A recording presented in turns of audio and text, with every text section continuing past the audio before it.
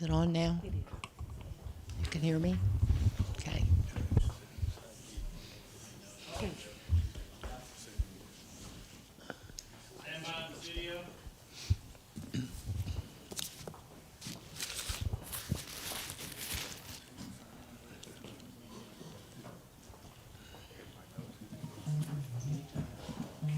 Okay. All right.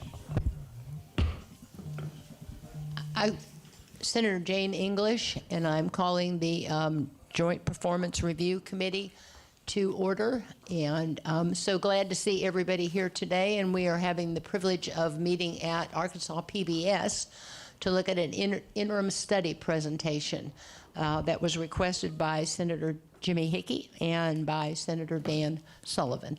So good morning, and one of the things we have to do first is we have to approve the minutes from our last meeting, June 20th. So do I hear a motion?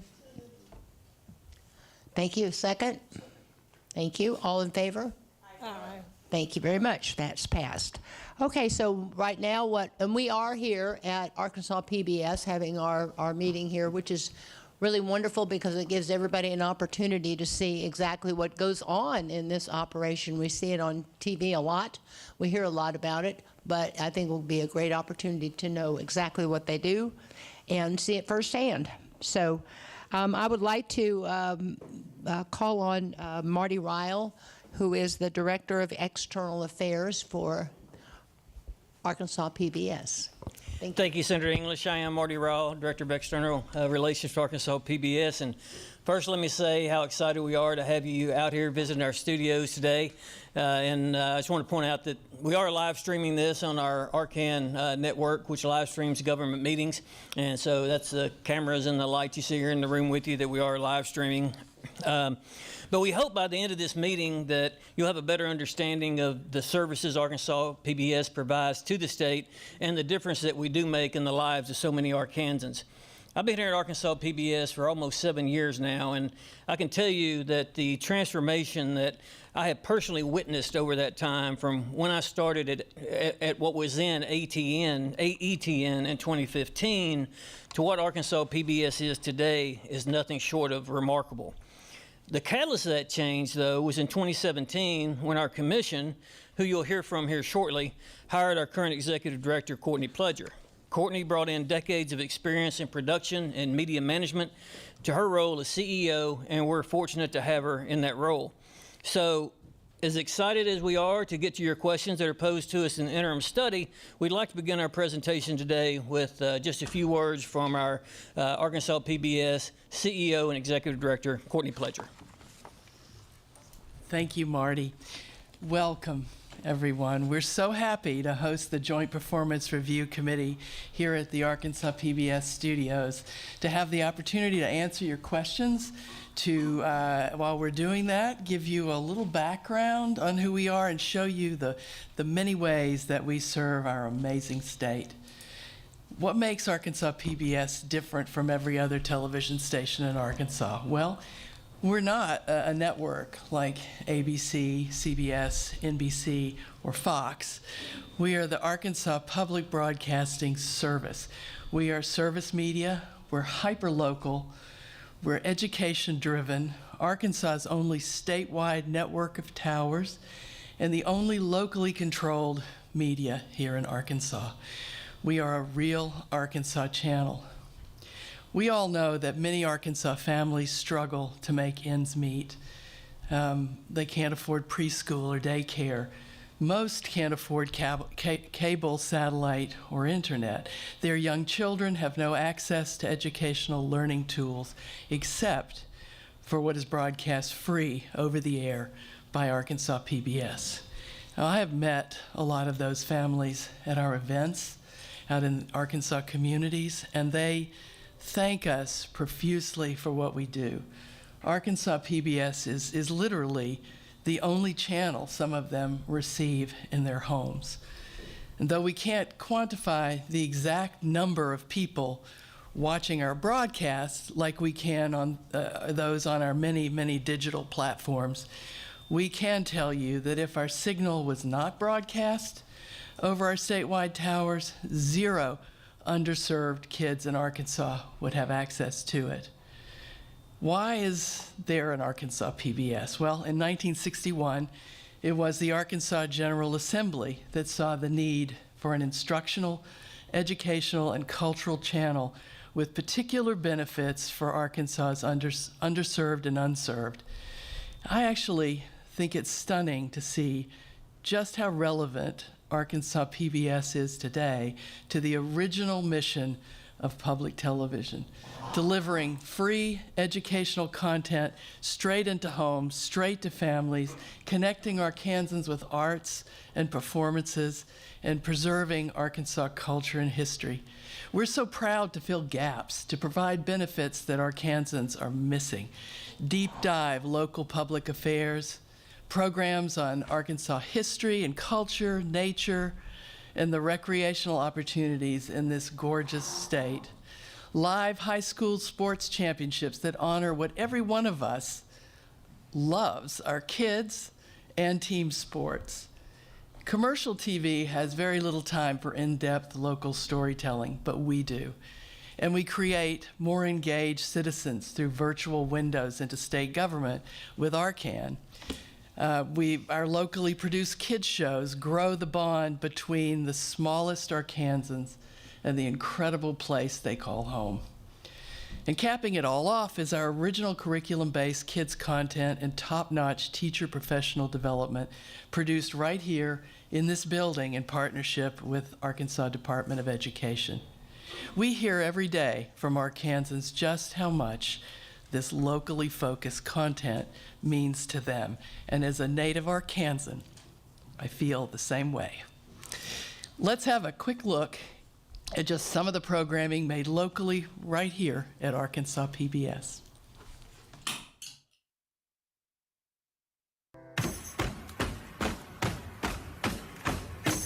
Now this is where the magic happens.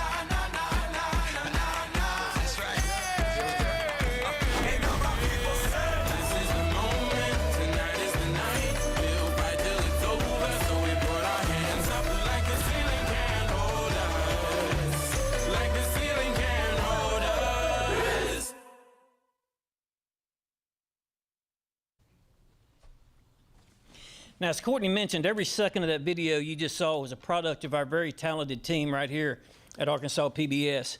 Much of it filmed right here in this room, our Studio C, as we call it, where you're sitting. So to my left, you can see the backdrop for Arkansas Week and where we filmed or produced much of our election night coverage, if you watched the primary election. To my right, you can see our very large green screen there behind you, where we can make literally any scene you can possibly imagine come to life. Now, personally, I wanted to give y'all a firsthand look at that technology today by showing some of y'all being eaten by sharks, but I was overruled by that, which is just one of the reasons they don't let me be in charge around here. So, but one of the people who is in charge is John Brown, who's the chairman of our Arkansas PBS Commission. But before he comes up, I would like to take a second and introduce the other members of our commission. They're all appointed by the governor, and here with us we have Ann Canada, who you're going to hear from shortly. She's a teacher and librarian from over in Paris, Arkansas. We have Annette Harrington here with us, Woody Freeman. Woody's here, Ann Clemmer, and Cynthia Nast, and then we have John. Anyway, John's our chairman of Arkansas PBS Commission, and he is in charge here. So he does an outstanding job leading this governing body, the Arkansas PBS Commission, and we're glad he's here with us today. John. Well, thank you, Marty. And I'm, as some of you know from our previous conversation, I'm chairman here of the Arkansas PBS Commission. And we certainly do welcome you to our studios and to see more of this program. I think that's a good outcome of the previous conversation that we had. Lawmakers have a challenging job and are expected to gain expertise in many areas, as you know. You make important judgments in a short amount of time, sometimes with limited information. I especially appreciate the difficult job that you have as legislators. Having been one myself out of Benton County, it was my privilege to carry the Arkansas Charter School Bill that passed in 1999 while Governor Huckabee was in office. He was very pleased with that. It took me 3 years to get it done, but we did it on a bipartisan basis. There were only about 7 or 8 Republican senators at that time. So Jim Argue, Democrat from Little Rock, was my partner, and we did it together. And that's been a good program, and you all have carried it farther. I also had the privilege of being the lead sponsor for the 529 College Savings Program. And having been in higher education, that was something that was close to my heart, having 5 kids and lots of grandkids. And it's, I know now that that program has over $1 billion of assets that have been put into that program. So it's a privilege to do things that are important for our state and for both K-12 and higher education. I've been a part of all of that. And to be a part of this program at Arkansas PBS is also very heartwarming and something I do with great satisfaction. I want you to know that. I live in Siloam Springs. Once served as president of John Brown University, interdenominational Christian college founded by my late grandfather. So that's something they thought maybe I should share with you as well. So I have a heart for what you all are doing, and I understand some of the issues that you're dealing with. I've occasionally heard comments, like many of you may have, about PBS or public television in general, that government shouldn't be in the television business, that media ought to be left to the business sector or to the entertainment industry. Well, here at Arkansas PBS, education and lifelong learning for people of all ages is at the very center of what we do. Yes, we present educational programming in entertaining ways, but I'd like to clarify something. We're not about competing with commercial television stations for viewers, as Courtney was outlining. Arkansas has a lot of needs. We watch and listen for the very real needs of Arkansans. We work to fill out those needs with content and services that are not provided to the people of our state in any other way. And our state is much better because of it. I hope by the end of our time together this morning, you'll agree with me. I hope. For some background on how Arkansas PBS is governed. We are a state agency, but we're set up to operate with more independence than the majority of state agencies. When Governor Hutchinson led the recent transformation of state government starting in 2018, with the consolidation of many state agencies, Arkansas PBS remained a standalone station for good reason. The Federal Communications Commission, the FCC, mandates under terms for our FCC public broadcasting license that the network maintained independence from outside influence, individual and political. When I was president of the university in Siloam Springs, we actually owned for a period of time 4 or 5 different radio stations that were part of the endowment operation of the college. So we had direct involvement with the FCC and licensing and attorneys and engineers and so forth. The transmitters you'll hear about that are being used to broadcast our signals around the state, all of that is very important, and it also takes funds. To ensure Arkansas PBS's independence as a public media network, we are governed by an 8-member board of commissioners, each serving an 8-year term. I'm in the 7th year of my term. Appointments are staggered as seats are vacated. They are filled by the current governor. The commission, of which I am chair, approves the network budget, provides oversight, holds the network's FCC license, as I've said, maintains the sole authority and responsibility to hire or fire an executive to manage the network, and via that executive leader is solely responsible for Arkansas PBS content. As legislators, you are stakeholders in our organization. We recognize that. You provide us with valuable funding that makes up about 40% of our budget. You'll hear about the rest, how it's divided in total, the total budget. As such, you have every right to know how those legislative funds are being used, how the state is benefiting from its investment, and we're happy to answer those questions here today. With that, we'll begin our presentation to answer these questions submitted in the interim study proposal. Marty will begin. Thank you all for coming today. Thank you, John. Before we get into the questions, just one quick thing. I do want to thank the committee chairs for allowing us a little leeway to adjust the order of the questions just a bit. We're going to answer all the questions, of course, that are posed to us in the study, but we wanted to regroup them a little bit just by way of topic, as to some relate to others in the study, and by regrouping them, it should make it more concise and a little clearer in our answers to what we're saying, and so hopefully that'll be helpful to the presentation. And then following our presentation, we have staff members here with us, and of course we'll still be here, and we'll be able to answer any follow-up questions that you might have and respond to any questions you may have with us today. So I'll begin by responding to questions 3, 4, and 5. So Arkansas PBS must meet a wide range of complex legal responsibilities, rules, and regulations as they relate to the FCC, the Corporation for Public Broadcasting, and as a member station of PBS. We don't have the luxury here at Arkansas PBS of having an in-house counsel to guide us through these legal complex matters, and the Attorney General's office does not have legal counsel with the expertise in these federal issues at the federal level to advise us. So we are authorized to retain a firm out of Washington, D.C. to advise us and assist us in navigating this terrain, so to speak. So we retain the firm of Gray Miller Persch in Washington, D.C. to help us with these and to keep us in compliance. This guidance includes FCC's required independence of public television, and the need to remain free of outside editorial programming influences is something John mentioned in his remarks.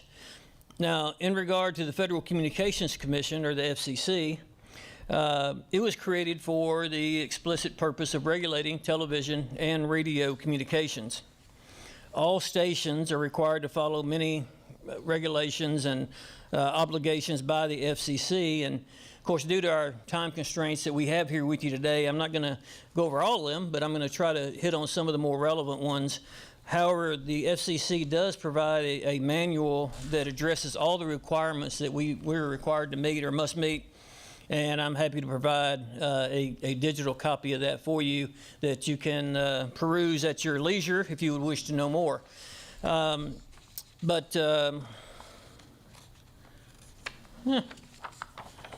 page is stuck together. Y'all bear with me. I got some important stuff on that page. We don't want to skip it. All right. So Arkansas PBS is a full-power TV station licensed by the FCC, which I think you know. The FCC only offers 2 types of licenses for television stations in the nation. There are your commercial licenses, which are your ABC, NBC, and CBS, those type of stations, and they support themselves through the sale of advertising. Then you have your non-commercial educational licenses, or NCE license, as they call them, which is what we have.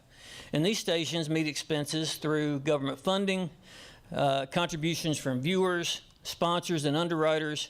We are specifically prohibited by law from selling advertising or commercials, or running commercials for profit, broadcasting commercials on behalf of for-profit entities, there's also some very specific on-air broadcast regulations that we must comply with, such as on-air station identification breaks, license renewal notifications, and acknowledgement of underwriters, and those kind of things. We also are required to maintain a public file, which is open 24 hours a day, or available for public inspection 24 hours a day on the FCC website. It contains many documents that are relevant to our operation, our dealings with the community, and with the FCC itself. There's a wide range of reports and filings that are required regularly throughout the year, either on a quarterly basis or 6 months or once a year. I mean, there's a variety of obligations we have of different filings.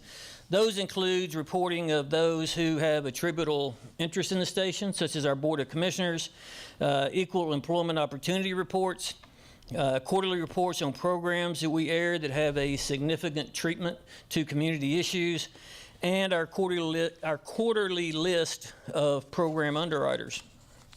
So that takes us through the FCC portion. So the Corporation for Public Broadcasting, or the CPB, as it is referred to, is a nonprofit corporation. They're private. They were created by Congress in the Public Broadcasting Act of 1967. Congress funds CPB as the steward of the federal government's investment in public broadcasting. This is the largest single source of funding for public television. CPB does not produce programming. They don't own or operate or control any public broadcasting stations. Their role is strictly to deliver federal support to public stations, TV and radio stations, in a manner that does not affect the station's ability to operate independently. It is by design, when it was established, a layer of insulation from political influence from Congress to the public television stations. So it's just that layer of insulation between. So to clarify, and as part of another question, Arkansas PBS does not receive funding directly from the federal government. Funding flows from Congress to the Corporation for Public Broadcasting, which in turn then funds local television stations. But just on a side note regarding federal money, from other sources, we do occasionally receive funds from other state agencies that may have that do have a federal source. However, our only obligations there would be the federal requirement regarding the administration aspects of the grant and reporting of those administration aspects back to them. So back to the CPB and their role. So Congress funds CPB on a 2-year advance funding schedule. So to illustrate, funds we received for FY22 were actually appropriated in the FY20 federal budget. So that 2-year advance system was put in place for 2 reasons. One is to further insulate CPB from politically motivated interference regarding programming and editorial control, as we talked about earlier. And the second is to provide adequate lead time for production in regard to the programming of public television.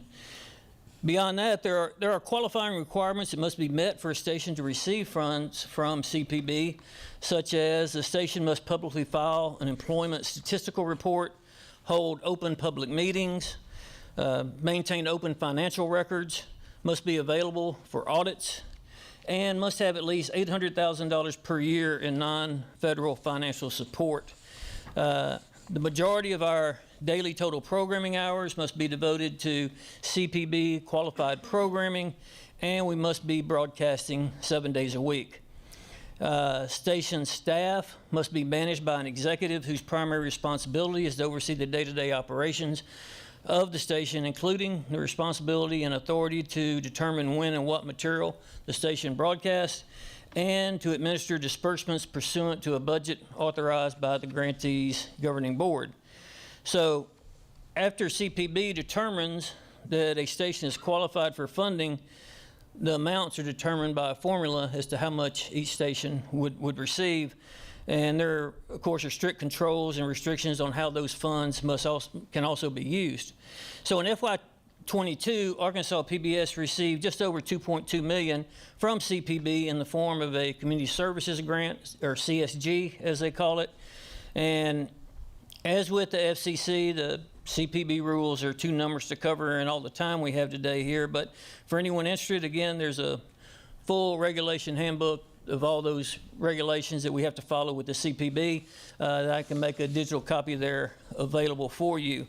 One last thing before we wrap up the CPB portion is that the Communications Act requires that they support diverse, non-commercial educational content for unserved and underserved audiences, which we talked about and John mentioned in his comments, and Courtney as well. So it's their goal to support stations in providing a wide variety of educational, informational, and cultural content that is diverse in age, race, gender, ethnicity, culture, religion, national origin, and economic status. So basically covering the broad spectrum of people that make up America and Arkansas and the country we live in. That takes us to our obligations to National PBS as a national organization, and for that, I'm going to turn over the podium to Ed Leon. Ed is our Chief Operating Officer. Ed's been with us for 4 years now, coming to us with more than 3 decades of experience in broadcasting and television. And so please welcome Ed Leon. Thanks, Marty. Hello, committee. I'm going to walk you through our association with PBS. It's multifaceted.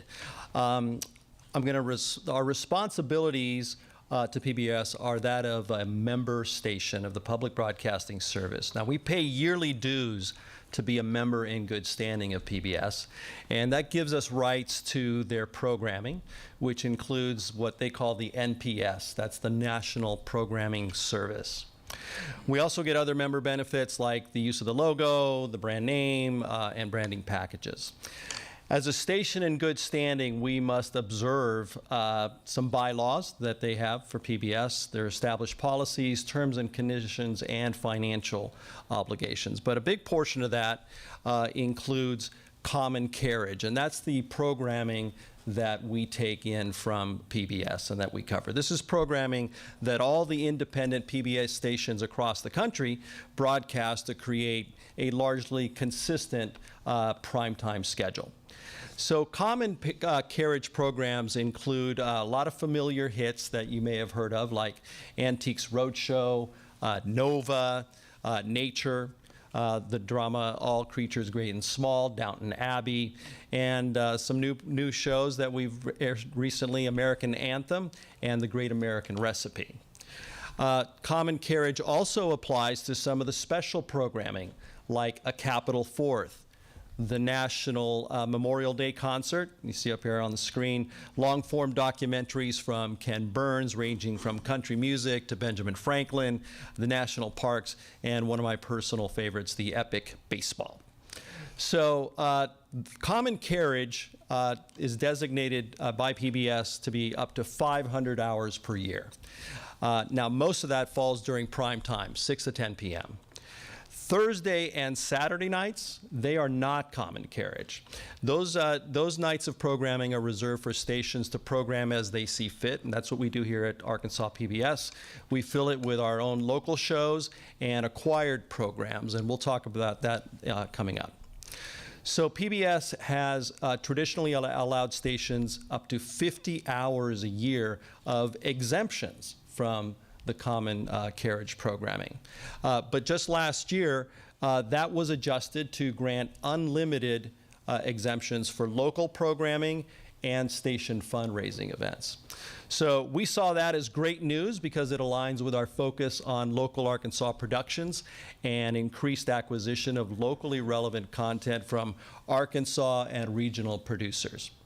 So the PBS member stations are also required to broadcast a minimum of 7 hours of PBS Kids. This is the educational programming that we air every weekday on the main channel. We go beyond that.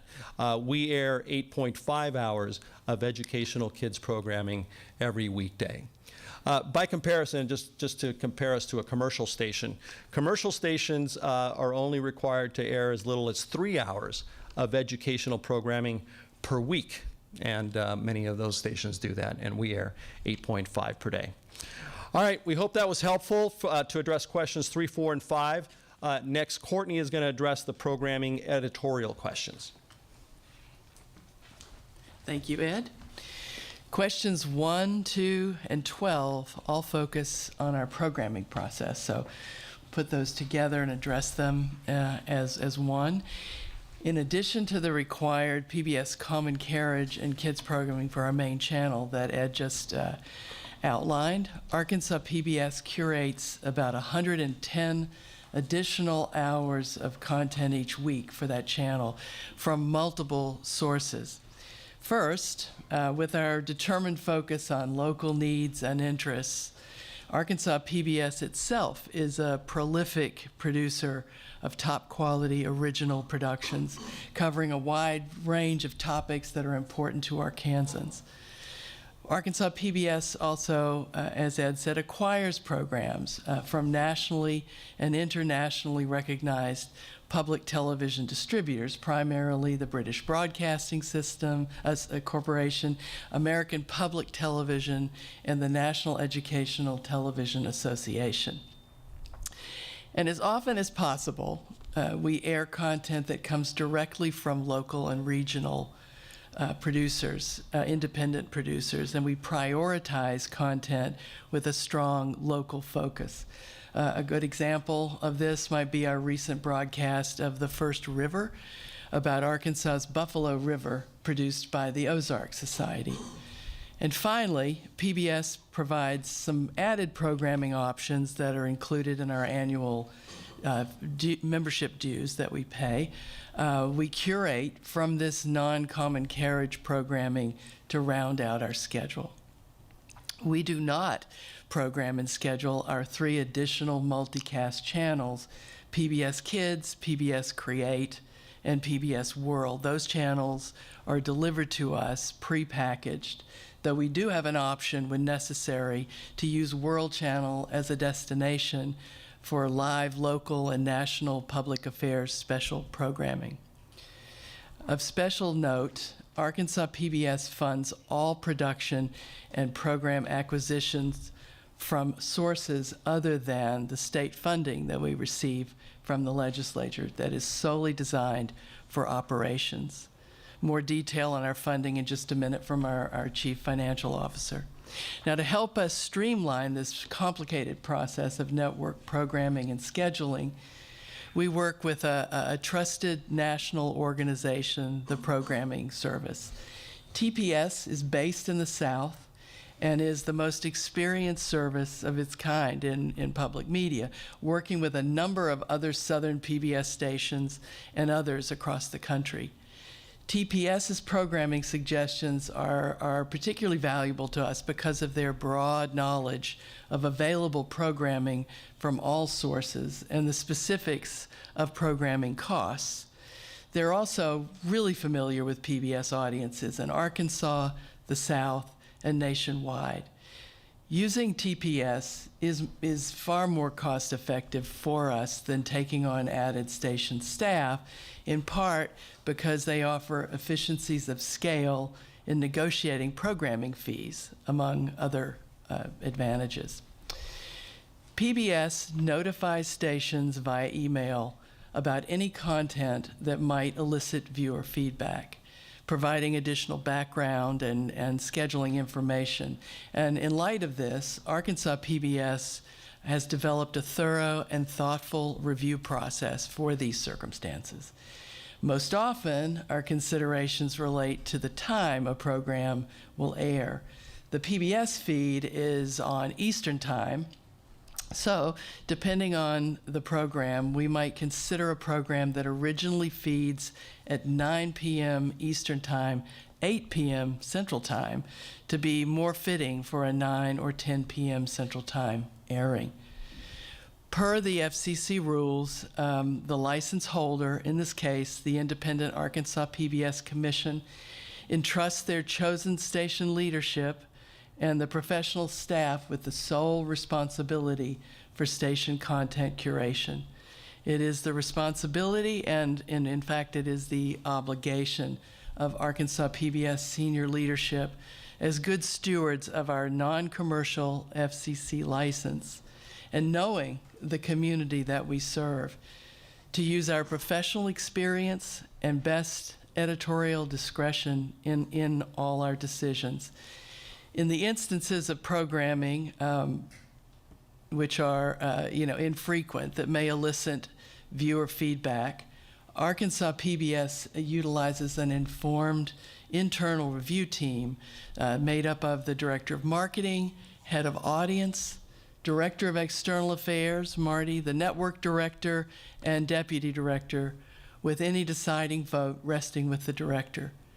On a case-by-case basis, the review team carefully evaluates the content, taking fully into consideration the communities that we serve, as well as all applicable legal requirements and public media editorial priorities and ethics before making our decision. Thank you. I'm going to bring up CFO Fred Wiedower now to talk about our revenues. Thank you. Morning, members. I'm going to be speaking to questions 10 and 11 of the study proposal. Question 10 regards the funding sources of Arkansas PBS. You will see on the slide the sources and the proportion of each of those sources of our operating budget and also the restricted funding that we receive. I will provide the dollar amounts in a description of each of these. So in terms of our operating revenue, the general revenue allocation that we receive is going against my bean counter ways. I'm going to round to just under $5.5 million. Was provided in the most recent fiscal year via the Revenue Stabilization Act. And it makes up about 40% of our operating budget. It covers our personnel and benefits of all the employees that you will hear about a little bit later in the presentation that are not funded by grants. And it also makes up about 30% of our remaining essential operating cost, just to be in business, just to keep the doors open. But of course, as Courtney mentioned, all this excludes the cost of purchased programming. Next is professional development grants that we receive from the Arkansas Department of Education to operate the Arkansas Ideas Teacher Professional Development Program, as well as other professional development for educators in Arkansas.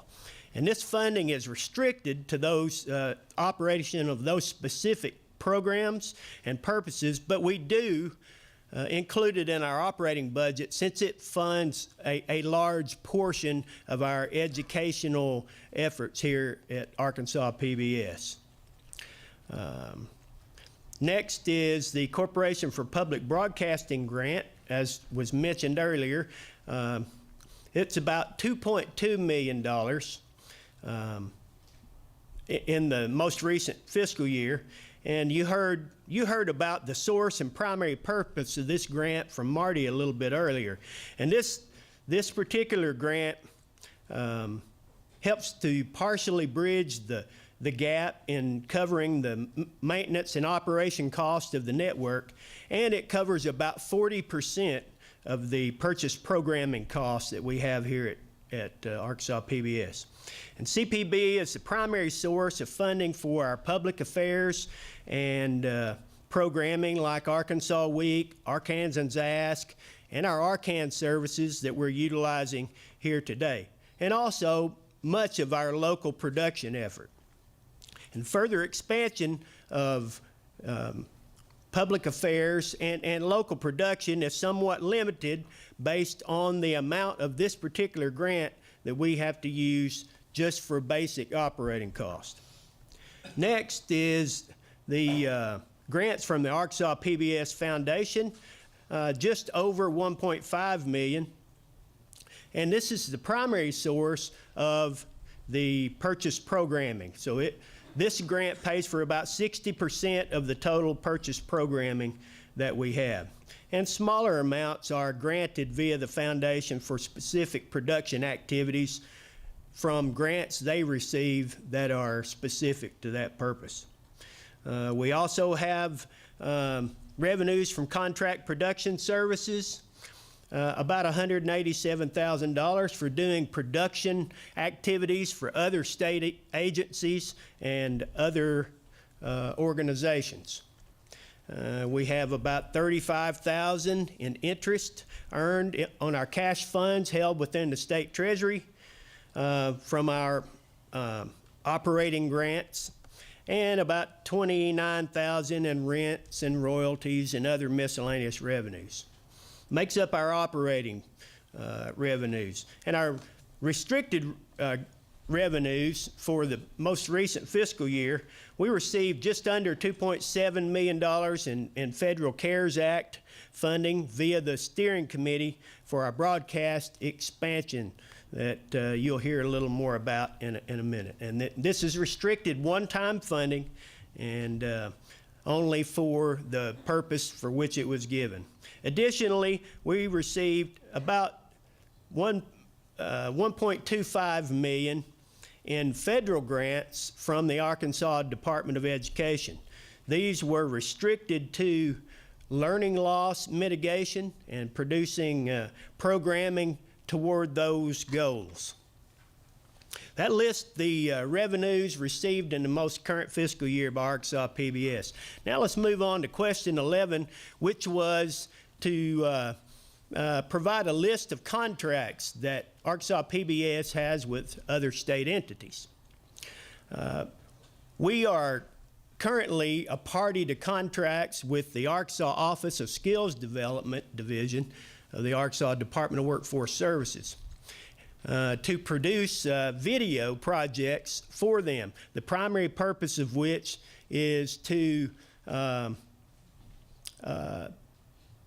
show the apprenticeship opportunities around Arkansas. We did many individual video projects with them toward those goals. In addition to that, Arkansas PBS has various contracts in the form of grants with the Arkansas Department of Education, as stated in our sources of revenue. Arkansas PBS also has various lease agreements with other state entities around the state. Most of these are for tower space, and most all of those is with Arkansas State Police. Some from the Arkansas Game and Fish Commission, maybe a couple from the Forestry Commission, and all of those are at no cost to Arkansas PBS. And finally, Arkansas PBS does lease nominal space here in our headquarters building to the Reading Services for the Blind division of the Arkansas Commerce Department. They put programming on our secondary audio program for the blind. And that wraps up these two questions, and now I'll turn it over to Marty for a discussion of towers and our safety. Thank you, Fred. That takes us to question 9, which is about our broadcast towers and their role in the Arkansas public safety system, as well as the cost associated with the maintenance and the upkeep of those towers. So prior to the COVID outbreak of 2020, Arkansas PBS operated, as you can see on the screen, 6 broadcast towers around the state. That allowed us to reach about 76% of the state's population with our over-the-air signal. which is important because if you'll recall, part of our mandate is to serve the underserved or those who might not otherwise have access that can't afford cable and satellite. So our over-the-air broadcast for free signal and how many people that we can reach with that free signal is very important. But even prior to 2020, we were the only statewide broadcasting system in the state of Arkansas with our network of towers, and of course we still are today. But following the success of AMI in the spring of 2020, and I think most of y'all recall, AMI was our partnership with the Arkansas Department of Education, where we broadcast school over the air to fill the gap when schools were dismissed, largely due to the pandemic. And while it was a huge success, it laid bare that we had this 24% coverage gap in our broadcast coverage around the state. So many kids, parents, and teachers, they were left without that important AMI educational tool from around the state. So recognizing this, the governor and the legislature authorized the use of federal funds through the Arkansas CARES Act to expand our network of towers to 10, which you'll see on the screen there.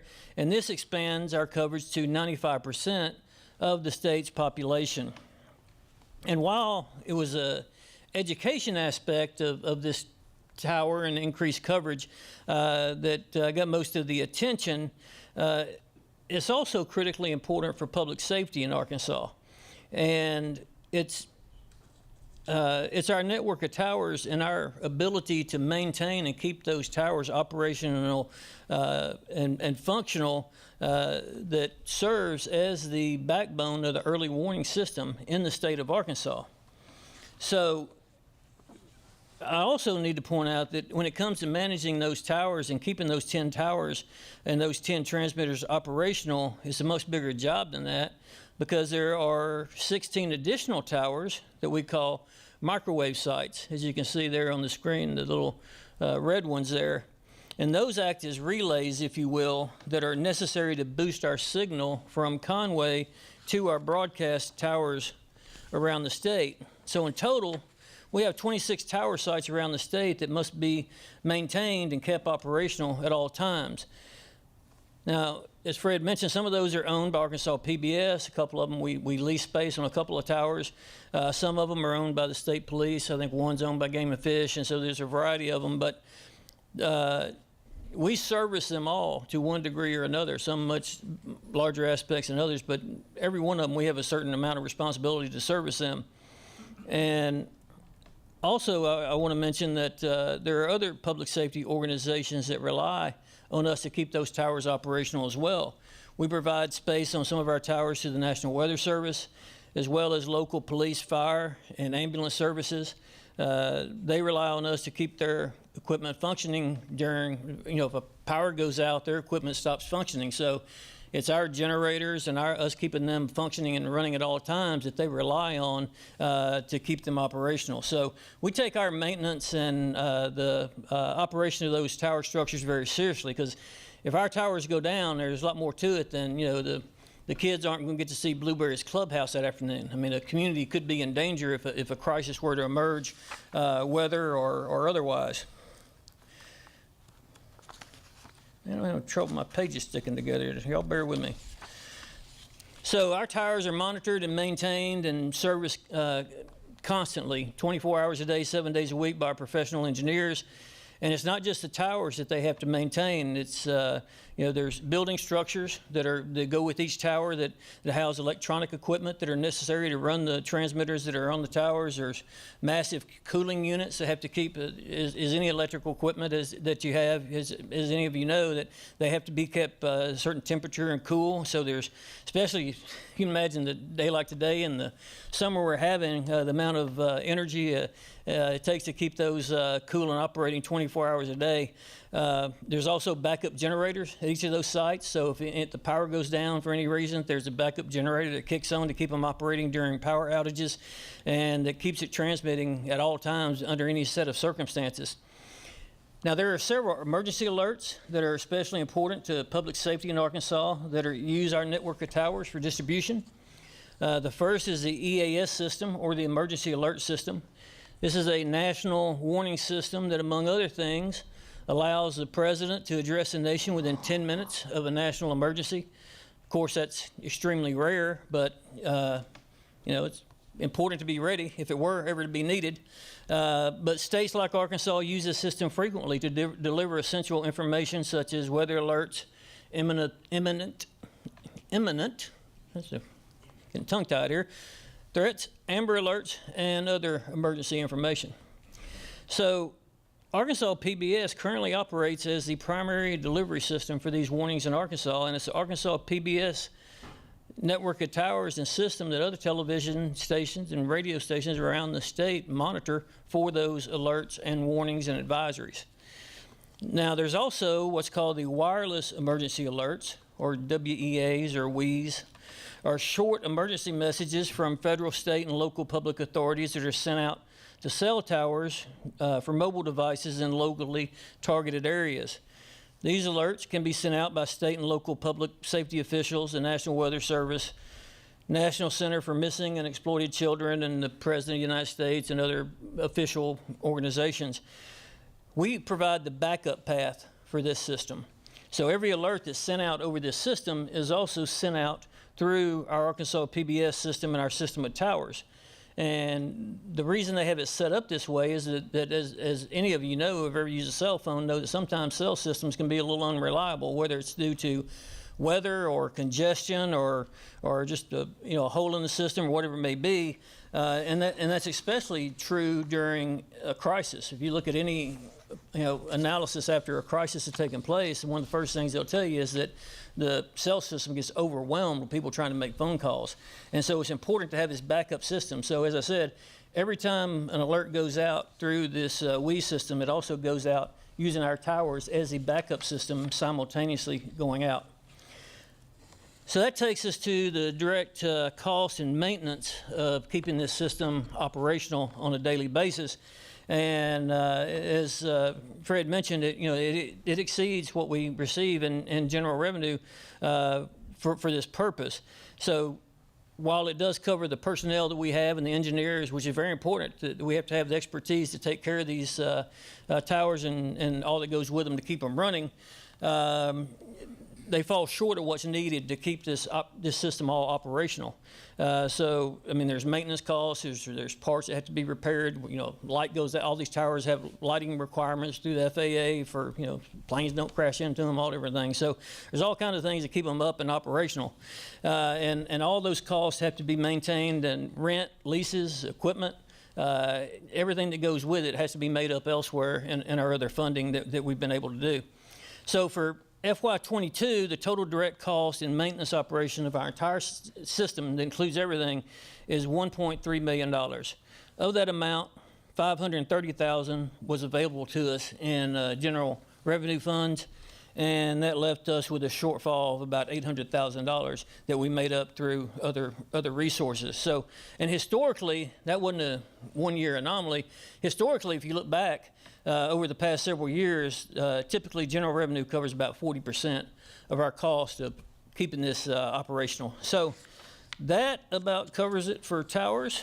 And so thank you. And who's next? I'm sorry. Okay. Veronica's next. Good morning. I am Veronica Palmer, the station's digital marketing manager, and I'm going to be addressing question 6. Covering the data regarding the Arkansas PBS audience. Arkansas PBS, known legally to the state as the Arkansas Educational Television Commission, has been an invaluable resource to citizens, families, and schools for the past 55 years.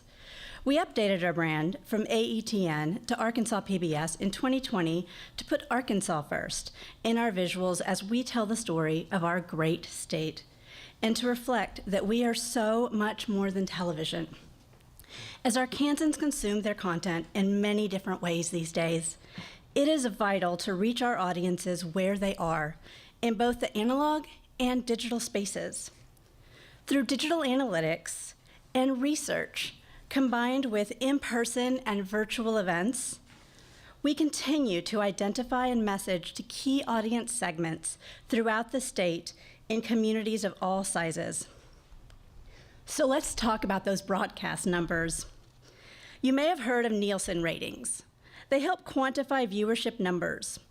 Commercial stations use them to set advertising rates, and we cannot, by federal law, sell advertising, so we recognize the expense is not a wise use of taxpayer dollars.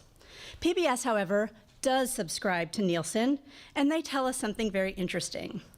Their research shows that in 2021, 60% of the United States tuned in to view the PBS broadcast content over the air, on cable, or via satellite. At the beginning of 2021, the Arkansas PBS signal reached 2,242,972 Arkansans, which is about 3/4 of the state. For purposes of our equation, we will use the PBS 60% data point to approximate that 60% of those 2 million plus Arkansans that received our signal in 2021 were watching us either over the air, on cable, or via satellite. That translates to an estimated 1,345,783 broadcast viewers in 2021. But that's not good enough for us. We want to reach more Arkansans because it's our mandate to educate as many Arkansans as possible. Thanks to funding by the Arkansas CARES Act Steering Committee, we're currently in the process of increasing our broadcast footprint statewide. Once complete, Arkansas PBS will have 10 broadcast transmitter locations throughout the state with a network of 16 microwave sites to relay the program signal to them. Our signal expansion project will increase our reach from 76 to 95% of Arkansans. This expanded reach allows us to reach families who don't either have access to or can't afford quality preschool. Arkansas PBS's educational programming is a critical link to keep students learning at home. More Arkansans than ever consume content digitally. This data comes from a service called Domo, which is provided to us from PBS and tracks digital viewership for 2021. Digital viewership includes watching Arkansas PBS from a smart TV or with a streaming device like Apple TV or Google Chromecast using the PBS Video app. It also includes watching programs on the Arkansas PBS website. In the numbers we're about to show you, a unique user actually means a single device. A household may stream multiple devices, which is especially evident with the PBS Kids content. Think about all the devices you have in your family. Each of those, in this case, would count as a unique user. The Arkansas PBS content includes all programs that are not aimed at kids. In 2021, there were 800,000 unique users and almost 1.3 million digital streams. Our PBS Kids content proved even more popular, with over 2 million unique users and over 45 million digital streams. These numbers show that Arkansas families rely on the educational programming we provide. Our social media platforms are reaching more people than ever. During our last fiscal year, we had almost 13 million impressions on our station's Facebook, Instagram, and Twitter platforms. One impression equals one set of eyeballs looking at our content. Our engagements almost doubled over the previous fiscal year, with almost 616,000 engagements, which is when someone reacts to our content by liking, sharing, or clicking on it. We have seen incredible growth on our YouTube channel, more than doubling our subscribers in the past year. The content on the Arkansas PBS YouTube channel is local content. In the past fiscal years, our videos were viewed 3 million times, resulting in almost 800,000 hours of viewing time. This was almost 200% increased over the previous year. Over 500,000 people have visited our website in the last fiscal year, and we currently have over 90,000 viewers subscribed to our email newsletters. I've thrown a lot of numbers at you, And I hope it's evident that while we can't tell you how many people watched Arkansas Week on July 1st, we do have reliable systems for measuring audiences, and we do have robust data in place.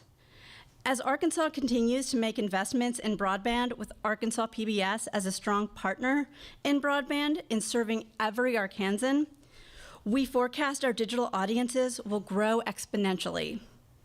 I'd like to close by reiterating the commitment of Arkansas PBS to reach every Arkansan in the state. We are not driven by ROI like so many commercial stations are. Our intended audience is every single Arkansan in the state. We reach the 4-year-old who can't attend summer camp, but can attend a Read to Succeed Reading in the Delta event. We reach the 8-year-old who can't afford a math tutor, but can watch Rise and Shine to reinforce math concepts. We reach the 57-year-old farmer through Good Roots and through our new Growing Season podcast. We will continue to innovate and be far more than television as Arkansas's only statewide media network. From documentaries and podcasts to live streams and short-form digital content, we will continue to create new forms of media to engage and delight Arkansans in every corner of the state. We will do this by reaching audiences where they are, whether they're getting our free over-the-air signal on their only TV, engaging with us on our social media platforms, or watching via the PBS video app on the Roku Smart TV.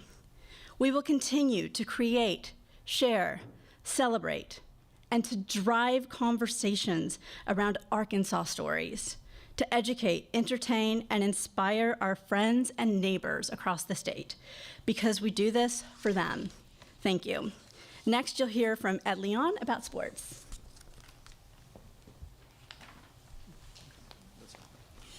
Thank you, Veronica. Next up is Ed, but I'm going to step in here for a minute, if I could.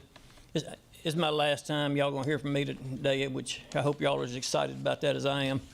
But anyway, Ed's going to talk to you about sports and answer the sports questions on number 13. But I wanted to just emphasize for a minute, if I could, because to me it's really exciting about how successful sports has been, and what a remarkable accomplishment it is if you look at it, not just for Arkansas PBS, but for the state of Arkansas. So in covering high school sports, we could have put a TV camera on the 50-yard line and said, look, we're live streaming sports. Arkansas PBS covers sports now, and you know, been done with it. But I can assure you that Courtney and Ed, when they're not going to put our brand on anything like that. We're going to cover sports. And if we're going to put the Arkansas PBS brand on anything, which is really the state of Arkansas brand on anything, you can be assured that it's going to be award-winning quality type production. And so the product that you see today in football, basketball, and baseball, and softball, those 4 sports that we do cover, rivals anything that you'll see on ESPN or any other national sports network out there. And it's been accomplished within the existing budget of Arkansas PBS. Not an additional dime was asked for from the governor, the legislature, anybody else. It was all done within the existing framework of what was available. So for me, this is a prime example of what public television should all be about. These games aren't going to be broadcast commercially. There's no market out there for money to be made from it. Nobody's going to make them available statewide for free, where anybody out there can watch them and see them. Parents, grandparents, relatives, alumni, whoever it may be, can go out there and watch them. But it's a service that the state can provide that promotes high school athletics and everything that goes with it, from sportsmanship, the sacrifice, the achievement, and all those things. And so, we are really excited about this. It's just come about in the last 3 years, this added service that we have here at Arkansas PBS for sports. But with that, I'm going to turn it over. I appreciate y'all letting me say that, but I want to turn it over to Ed, and he's going to talk to you about question 13. Thank you, Marty. Thank you for burning up most of my talking points, by the way. All right, so you've asked us multiple questions about our sports programming, and we hope to answer them by giving you a full and transparent overview of its history and execution. First off, as with any of the local Arkansas programming that we produce here at our station, the genesis of our high school programming, sports programming, sprang from a spirit of service to the state. I'm going to take you back to May 2018. We saw that other states with local statewide networks were presenting sports very successfully, notably Iowa, Georgia, Nebraska. So we engaged in discussions with the Arkansas Activities Association about airing the high school state finals in football and basketball. As you well know, the AAA governs Arkansas sports in high school in all divisions, from the large schools to the smallest of schools in the most rural of towns. They also regulate band, cheer squads, quiz bowl, which we do. At the time, AAA had an arrangement in place for internet streaming of the finals. But that required that Arkansas families have a broadband internet connection, and they also required a fee. They had to pay for it. It was on a couple of isolated stations, and it was also on a local cable system in central Arkansas, Fidelity Cable. As a result, many of the communities that were sending teams to the finals, they couldn't watch their student athletes compete in some of the most important games of the year. So AAA wanted a TV home for the games and a better solution to their piecemeal approach. On the other hand, we saw this as part of our educational mission in our eyes.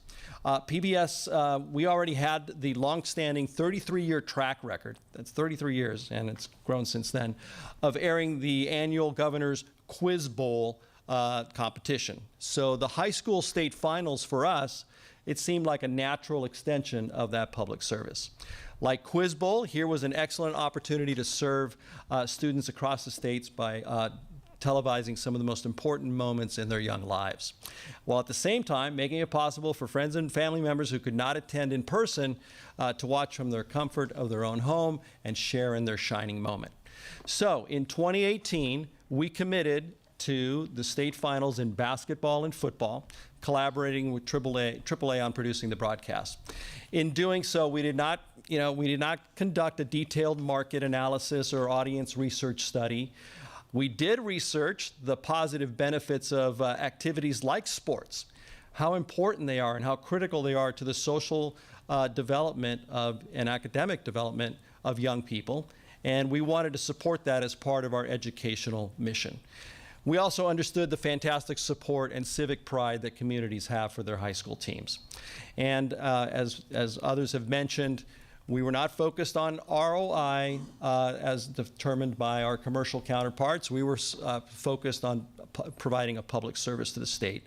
And because of our statewide reach, we're the only broadcaster who could even undertake this or was willing to undertake this. So we launched football and basketball in December of 2018, and then in March of we launched football in December 2018, boys and girls basketball in March of 2019.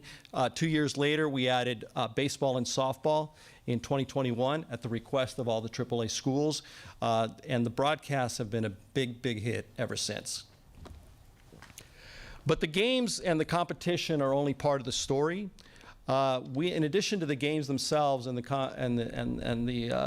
finals, we saw high school sports as a vehicle for fulfilling another part of our key mission, and that is telling unique Arkansas stories. We committed not only to broadcasting the games, but also to producing short video stories and profiles of student athletes, the coaches, legendary teams, and the pageantry that surrounds the games like band and the cheer squads. These short documentary segments have become a signature differentiator of our high school sports programming. An opportunity for our Arkansas PBS storytellers, this team that we have here, to showcase topics and activities that go way beyond the game. So I'm going to show you a small sampling of some of the unique stories that we've produced and featured in our live broadcast. Some of these are Emmy award-winning shorts. So, for example, the championship run in basketball of the Carver Cobras from Stevens, Arkansas, in the final months before their school was consolidated in 1970. We did a story on how a Conway football player dealt with his mom's terminal cancer during the season. Also one on the barnstorming legacy of Hazel Walker and her Arkansas Travelers. We did a story about a young woman who's learning to be a play-by-play announcer while overcoming Tourette's syndrome. The emotional unveiling of Scottie Pippen Court here at UCA. And the basketball league that is populated all by homeschooled kids. That and many stories, other stories told through the lens of sports. It's the Arkansas experience told through the lens of sports. All right, next up, I want to address your questions about costs. So in year one, Arkansas PBS absorbed production costs with the existing staff and resources. AAA paid for the production crew, who happened to be from Fidelity Communications, as well as the announcers. But that all changed in the fall of 2019. Fidelity discontinued its local production unit. That's the unit that helped produce the games. They also stopped paying a license fee to the AAA. It was $60,000 for the rights to carry it on their cable system.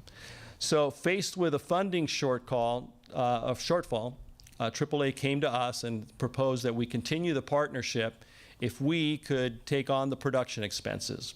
So based on the positive feedback from year one, we decided to continue the broadcast, fund the productions going forward as a public service to the state, while continuing to grow the impact of our sports programming.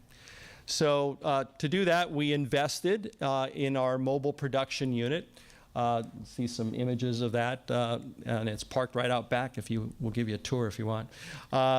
It's not only for sports, by the way. We use it for live education conferences and also legislative use. We took this and to UALR during the COVID shutdown and broadcast the legislative session from there using that.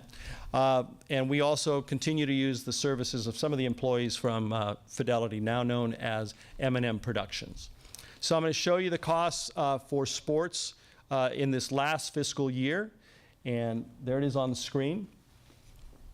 So this number includes not only, it includes our capital investments in our mobile production technology and capacity. It includes the production of those short documentaries and field pieces that I talked about. Also includes the production of halftime shows. All the sports, certainly basketball and football, have halftime shows that we produce here in the studio. It includes the production of baseball and softball, which when we added that sport, it increased the complexity because it's played, unlike basketball, where the boys and girls play in one single arena and we can set up the cameras for that. With baseball and softball, they play on two different fields, so we have to ramp up production for both of those fields. And in this particular year, it also included extra days for football and basketball due to severe weather. We had storms. We had lightning storms for football. We had snow in Hot Springs for basketball, and it caused us to do another year. So it's worth noting that these are large-scale productions for us. Each sport spans 3 to 4 days of live TV productions, and many of the games are back-to-back. Our team goes through the entire day, broadcast day, shooting these things. And at an average budget of about $10,000 per production day, the state finals are a pretty efficient and cost-effective operation in television. And because it's just one of the ways in which we serve the people of Arkansas, we've absorbed the costs, like Marty said, into our annual budget.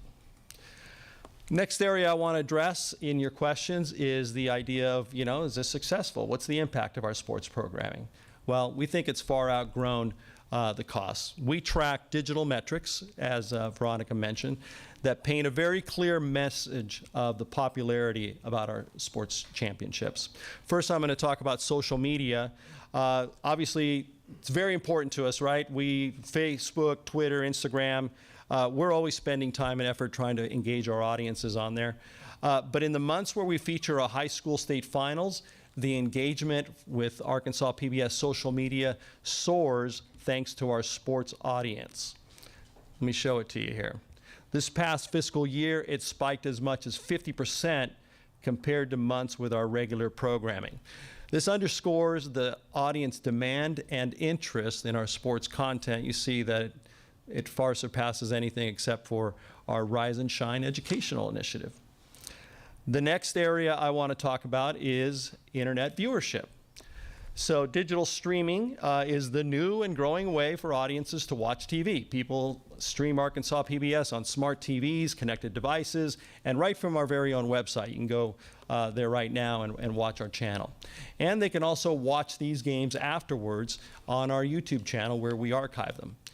In the months where we feature sports, the digital viewership for Arkansas PBS also jumps. This past year, football improved by 8%, basketball improved by 38%, and baseball, softball spiked by 54% compared to what our regular programming averages during those months. As you can see, sports contribute to our highest digital viewership totals throughout the year.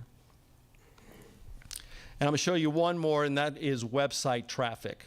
So obviously, website traffic is a very visible indicator of interest in anything, right? Any content or initiative. When the sports championships come around, there is very clear evidence of this intense interest. This past year, the average web traffic during football jumped 63%, basketball spiked by 70%, and baseball, softball jumped 28%. Compared to our average web traffic during those months without sports programming. So the picture painted here, I think, is clear, and that is that Arkansas loves our high school sports coverage. And as a non-commercial TV station, that's what matters to us. We judge our success not by how much money it returns to us, but by the impact it has in the community. And year after year, high school sports content delivers some of our highest and most consistent impact in the community. You also asked about marketing. The marketing plan for our sports programming has evolved along with our broadcast. We've gotten pretty good at it. Our marketing team does a phenomenal job. In the months and weeks before a championship tournament, we collaborate with the schools, all the schools, and the Arkansas Press to get the word out, to build excitement for the tournament. And it pays off. The cumulative media impressions for all high school sports championships this past fiscal year was 14 million impressions. And that's just for sports, just for the sports content. That's the highest media reach for any of our local content initiative, all orchestrated by our marketing team. As you can now surmise, the impact of our sports programming has far surpassed our modest expectations and goals from 2018.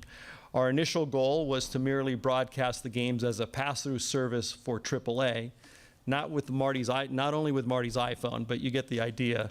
The service we provide now has become much more than that. The state finals have become a beloved and appreciated community service statewide, a driver of award-winning Arkansas storytelling, a rallying point for every school and community that participates with us, an archive of memorable Arkansas moments, and a point of pride for the student athletes and for all Arkansans. So we hope this gives you a sense of this labor of love that we undertake as a service to the state. And I'm going to wrap up this section by showing you a video recap of what we do on Arkansas PBS Sports. You ready? All right, absolutely. Hands up, hands up, hands up, hands up, hands up, hands up. Let me see it, let me see it. It's the final game of championship weekend here in Hot Springs. It's a sold-out crowd. Here we go. Tip-off is set. Beck with the right hand. Tie ball game. When you gonna wake up? Y'all gonna wake up when the season over? That's swung on and lifted high to right field. He's going back to the warning track. It's out of here. I can kind of look at people and tell that they doubt me.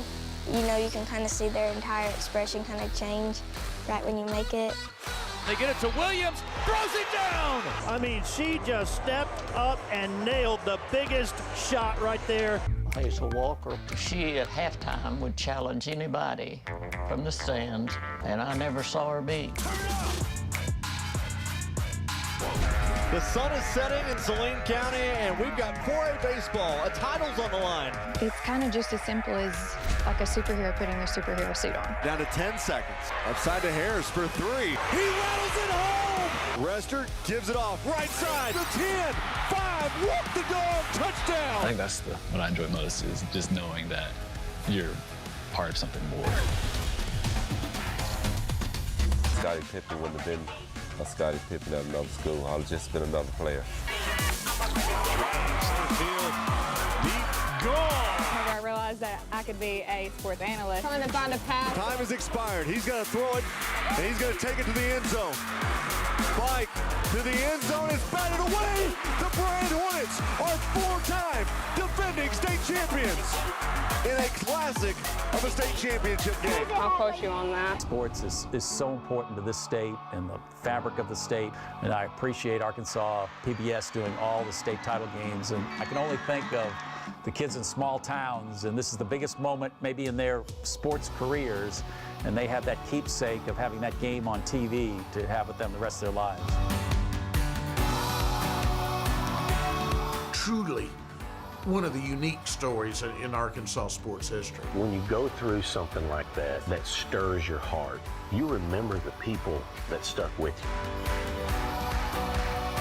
I play guard in Chapel, and I love hitting boys.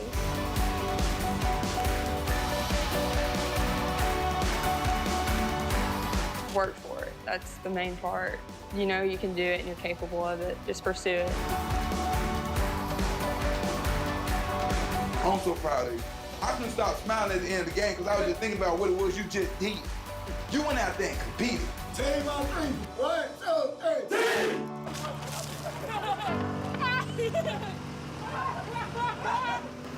I see why coaches don't like you.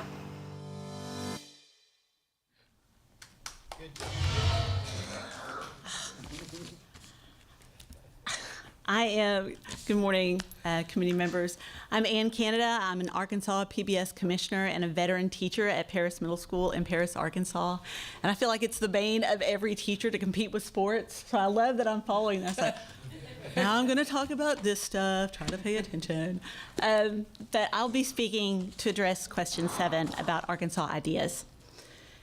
In 2005, Act 2318 was passed, providing all Arkansas educators with access to free, high-quality, available, anywhere professional development. Arkansas Ideas is the largest online professional development resource in the state, providing continued training for educators, administrators, paraprofessionals, pre-service teachers, and school staff. Arkansas Ideas courses help to fulfill the continuing education requirements for more than 80,000 educators and school employees annually at no cost to schools or to those teachers. The purpose of the Arkansas Ideas Initiative is to increase student achievement by improving teacher skills and enhancing professional knowledge. Built by Arkansas educators for Arkansas educators, Ideas courses are tailored to the standards and needs of our state, making them applicable across subject areas and grade levels. Arkansas Ideas provides all Arkansas licensed educators access to high-quality, innovative professional development opportunities 24/7 through the LMS or the online learning management system. So when the governor or Arkansas legislators or the Arkansas Department of Education determines that all teachers in Arkansas must receive training in a specific area, such as when the Right to Read Act was signed, or when a new initiative begins, such as with the state's Computer Science Initiative, Arkansas Ideas often helps to provide that training statewide to make it available to every educator. For its high level of excellence, Arkansas Ideas recently earned a national award from the State Educational Technology Directors Association in the priority category of professional learning. Now, while I appreciate the chance to share information about Arkansas Ideas from the public or the commissioner or the legislative point of view, what I really want to share today is my perspective on the program through my role as a veteran teacher for over 26 years. I'm fond of saying that Arkansas Ideas is one of the best kept secrets in teacher resources for continuing education, but that's not to say no one knows about it. They do. But this resource quietly serves a vital role in providing equitable access to free professional development anytime, anywhere. Teachers statewide know it well and benefit from it regularly, and as a result, so do our students across the state. As I'm sure you know, teachers and school support staff in rural areas of the state, like mine, deal with many transportation issues and financial challenges. Arkansas Ideas is available at no charge, 24/7, strengthening our teaching muscle while helping us maintain our professional licenses. A recent addition to the LMS, Arkansas Idea now provides access to micro-credential courses to help educators like me develop meaningful career paths. All of this thanks to the work of Arkansas PBS. Sajni, some numbers.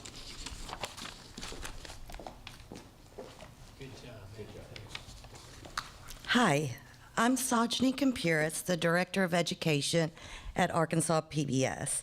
And I'd like to start with explaining our staff for Arkansas Ideas.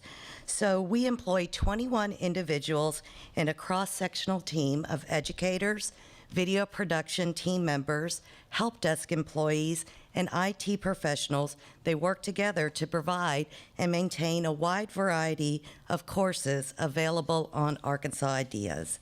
Now, these employees provide a foundation in education to also be able to support curriculum for students with programs like Rise and Shine and Arkansas AMI. Our Arkansas Ideas team conducts research and development, provides scripting, video production, course building, assessments for all of our courses. Currently, there are 732 courses. So you may ask, what are Arkansas educators, what do they need to maintain their license? In Arkansas, teachers are required to earn 36 credit hours of professional development annually to maintain their certifications. And with that in mind, Arkansas legislators passed Act 2318 in 2005 to provide this free online PD offering for our teachers. So let's go ahead and get into the data on the effectiveness, which was question number 7. So we utilize some of the best technology in LMSs, which is learning management systems. So that really allows us to have concrete, measurable data on what we do. So first, let's start with the number of Arkansas Ideas users. Currently, there's over 81,000 Arkansas Ideas users. And in the past 2 years, it has increased 36%. So who are those Arkansas Ideas users? So our system maintains 2 designations, certified access and non-licensed.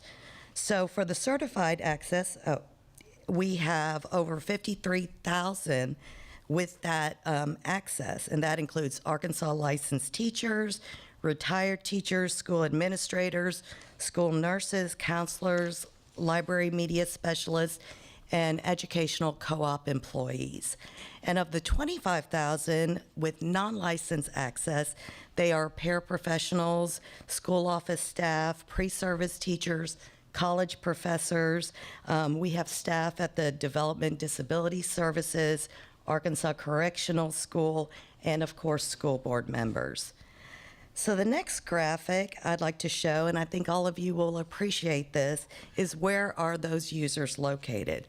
So I'm happy to say they're located in all 75 of our counties. They include 1,200 public schools, 49 private schools, 34 charter schools, 15 educational co-ops, 21 universities, and like I mentioned before, the correctional schools and the Development Disabilities Services. And so my staff has prepared the drill down of those users in those locations, and we'd be happy to provide that to anyone who needs that. So our next, and I guess mine are sticking together, administrative reporting. So, excuse me. So administrative reporting, that is the superintendents and the principals. We have over 400 of them using our LMS, and they use it to see what their teachers are taking, maybe see if they need any development, and select courses from our 700 courses to provide to their teachers. And again, these are all free to the schools and to the teachers. So course offerings, we have 732 courses. They total 987.5 credit hours for our teachers and our other users. And so that again makes Arkansas Ideas the largest PD collection in our state. And over the past 3 years, we have made 130 new courses totaling 90 new credit hours. So the next is how many credit hours have been earned. Since 2005, we have had 3.9 million credit hours earned by our Arkansas Ideas users. And in the past 3 years alone, we have had almost 1 million users earn credit hours. So it's more popular than ever. Course topics. So what do we teach on? One of the programs is our Arkansas History Program of Study. So if you're a new teacher coming to Arkansas, you are required to take Arkansas history courses. And so we provide a comprehensive program so they can take that. That is affordable. Sometimes you would have to take a college credit to get that same training. So we provide that on our portal. Also, as Ann had mentioned, Arkansas legislators passed the Right to Read Act. And so with that in mind, we provided the Science of Reading, which is a 14-part course with the Department of Education. And then for both of those, they have received Arkansas History Program of Study has had 179,000 credit hours earned, and the Science of Reading 347,000 completions. And so the next slide, you can see there's a lot there, but this is really important. There are several acts that are required for educators to take to maintain their license. And these were acts that were put in by law and what we call law-based courses. And so some of them are on 4-year rotations. Some of them are you take it one time, but you need to take it. And they include courses like anti-bullying, teen suicide, human trafficking, child maltreatment and its mandated reporting, dyslexia, and 3 specific courses for Arkansas coaches: sudden cardiac arrest, heat illness, and communicable diseases. And of these acts, I'm happy to say there's been 600,000 completions of those, with earning 835,000 credit hours. So in addition to the online courses, we do a lot more. We had 254 hours of live stream in the past 2 years. We do provide classroom-ready resources for teachers, so they have those and they can use them as they need to for their classes. And we also produced with the FBI, the DEA, and the Arkansas Department of Education for Red Ribbon Week a new documentary called 7 Days, The Opioid Crisis in Arkansas. And so that is just got picked up for national distribution, and we hope that continues to help people with this epidemic. Another few things, we support other initiatives in education. So we support the Ready for Life initiative and the Arkansas Tutoring Corps. So another notable achievement, we did the NASA live stream, which was the first downlink in our history in Arkansas from Nettleton's STEAM school. And with Rise and Shine, we're in season 2, but season 1 has become classroom-ready resources. So now those teachers, it's enduring materials. They can continue to use this in the classroom. We produced it as such, so it would have a long shelf life. So we put together activities to go with that, and it's a very robust program, and we hope they enjoy having that for their classrooms. And so again, on 7 Days, the opioid crisis is the second most viewed YouTube in our station's history, and it has been out for less than a year, and it's had 884,000 views. So the last thing I'd like to cover is the efficacy. So you want to know, did these teachers gain knowledge? That's very important. So you can provide education, but you want to know that they retained the information. So we do this in 3 ways. We have a 10-question assessment that every course has. It directly connects to the course that they have, and they have to have an 80% or higher to actually get that credit hour. And then in 2019, we put into place evidence-based research to assess those gains in knowledge. And we are happy to say from that evidence base, we have seen a 29 to 66% gain in knowledge. So that basically means what was their test score prior to taking the course and what was it after. And you can see that some of them went significantly up where they didn't have much knowledge about something and they gained quite a bit to a proficient level. And so the last thing I'd like to talk about is our final data point on efficacy. So it's qualitative. What did the teachers think? What did they like about our programs? That's always very important. And our top 10 courses did receive a 4.36 out of 5 on the Likert scale. And so I just put a couple of the comments. We get comments on every one of our courses that come out, but I just grabbed a couple. So one is, this course was one of the best lessons I've taken in a while. I was inspired to be that one caring adult in a student's life. There were many tools and information given during the lesson I could implement in the classroom in small groups. I work at the school. The ideas were refreshing, and I was challenged to try some of these upon returning to work. And the last one is very productive training that gave me some practical tools that I can apply in the classroom. Thank you.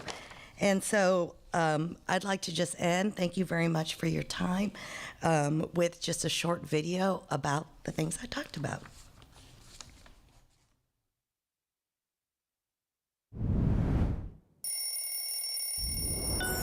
It's time to rise and shine.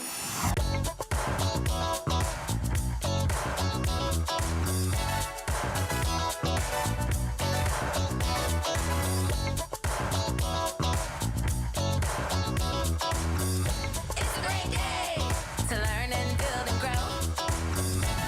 More ways to show off what we know. Let's show 'em science and reading skills, math and art, color wheels.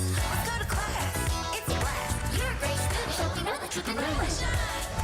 Get up on your feet. Oh, it's time to rise and shine.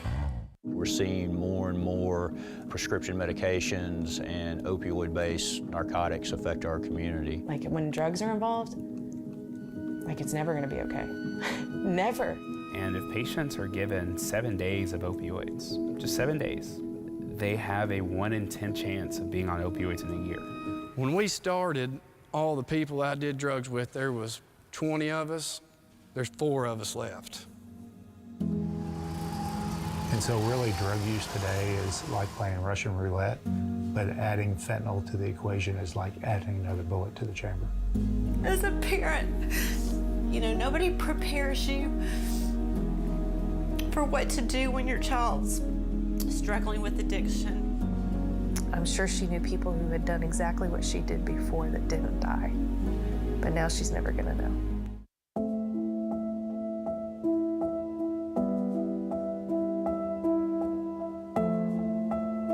The boys were so excited, but they still had questions.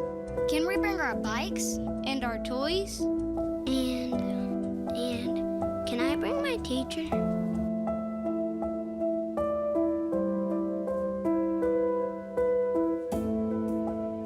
There's many students that are sitting in your classroom that put a smile on their face and pretend that everything is okay, and they have excellent grades, and they may be in sports, but inside they're hurting, and they're hurting really bad. I guess I got a call about, it had to be about 8:30, 9 o'clock. Said Hunter got too hot at practice. They're taking him to the emergency room. So about 2:30 or so, they started shutting everything down. And at 3:16 that morning is when he passed. I got to be there and hold his hand through it. That was the last time I saw him.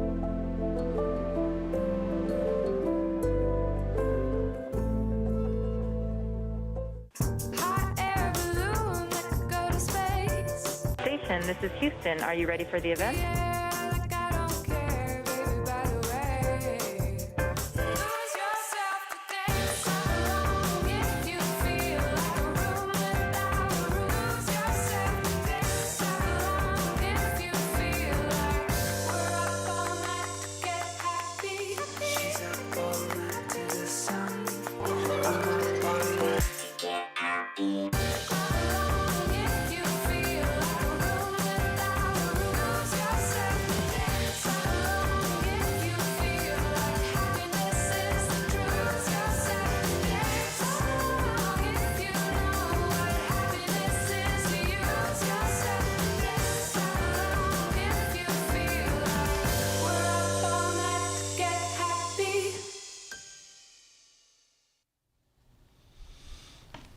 committee, we are nearing the end of our presentation, where we wish we could show you a green screen clip of Marty Ryle being eaten by sharks, but we don't have it. We've shown you work from all our departments, and we do all of this work with an incredibly motivated and hardworking staff. In question 8, you ask how many employees we have and their level of efficiency. Arkansas PBS is authorized for 102 full-time positions, but for the past 4 years, we've been operating under the governor's previous hiring cap of 88. Currently, we're staffed at 79. Since 2015, our full-time staffing number has gone from 100 down to 79. At the same time, the workload and productivity of our team has increased dramatically, speaking volumes about the efficiency of our employees. Of our current 79 full-time employees, 21 are funded by grants from the Arkansas Department of Education for strict education purposes, leaving 58 of the 79 as regular agency employees. 58 employees cover all network agency roles aside from grant-funded education work. Let me give you just a short breakdown of how Arkansas PBS staff is distributed throughout our functions, with some examples of what is only a fraction of the work responsibilities of each department. The Education Department, 23 employees who design and produce teacher professional development courses and a huge volume of educational content for K through 12 students on the air and in the classroom. They align work to ADE curriculum standards, maintain and upgrade our learning management system, run community education initiatives like Reading in the Delta and Ready to Learn. Education and IT department, 16 employees that do everything from upgrading and repairing cameras and equipment, crisscrossing the state to maintain our 26 towers, both transmitters and microwave sites, innovating and updating all broadcast and IP tech in this facility, as well as serve our staff IT needs. In our production department, we have 12 employees developing and producing ever-increasing amounts of local multi-platform content, including our latest move into podcasts to tell Arkansas' story, taking on the challenge from a central Arkansas base of capturing Arkansans and Arkansas stories through field production from all across the state. They track locally independent produced content for possible airing and make promos that make Arkansans fully aware of all the content and services that Arkansas PBS makes available to them at no cost. Marketing and Engagement Department, 9 employees, creates all marketing plans and schedules and maintains brand consistency, handles all social media activity, as well as creation and coordination of digital promotional content, creation of all our news releases and newsletters, and a collection and analysis of data and metrics to listen to our various audiences. In operations, there are 8 employees, maintaining our studios and facility, scheduling and producing shows, handle camera lighting, sound for our studio-based productions, regular and special public affairs. They also make up the stream team that does multi-week live streaming of state meetings for Arcan, and they also keep our fleet of vehicles maintained. In finance, there are 7 employees. They do all budgeting and financial oversight, all procurement, all personnel functions, including the challenging recruitment of many roles with specialized skills. And finally, administration, the nerve center of station vision and execution, 5 employees, including the director, deputy director, external relations, as well as an executive administrative assistant and front desk admin. Since the start of the transformation of the network in 2017, we have been accomplishing far more with far fewer people. I can tell you that everyone in this building is working at their full bandwidth, too often more than maximum capacity. In closing, I'd like to share with you just a couple of quick thoughts that we have on the future. We're deep in thought about the preservation of our large Arkansas PBS video archive. It's full of invaluable and in-depth footage of many noted Arkansans that will help us tell more of the Arkansas history stories we're planning to tell.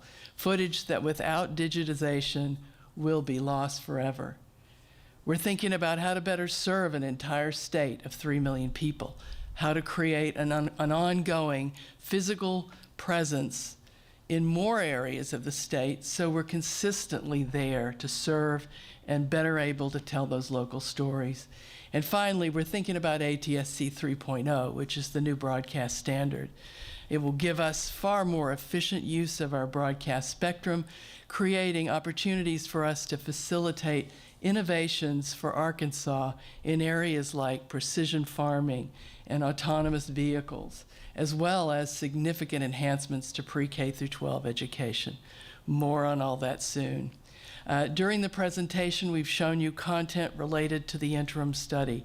As we wrap up this presentation and move into your questions, we'll leave you with a sense of the totality of our content and services.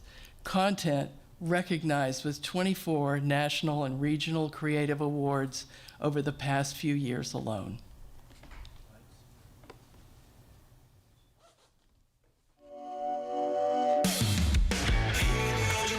An Arkansas adventure like never before.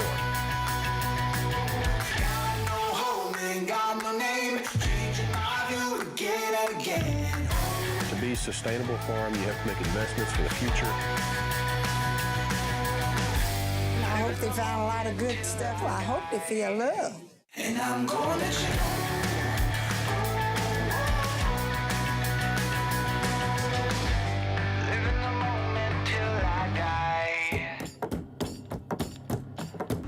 But sometimes a story can grow bigger even than the town itself.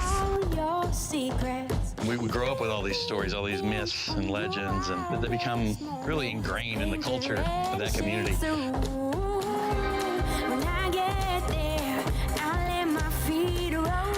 can hear the music playing, just light your soul right up. Go back, I wish some days come back to me. I know the answer. Let me know when I get closer. I am Arnetta Pugh. I am the lunch lady. There you go, baby. Winterland, you're my sailing ship. You get to be the person that you needed.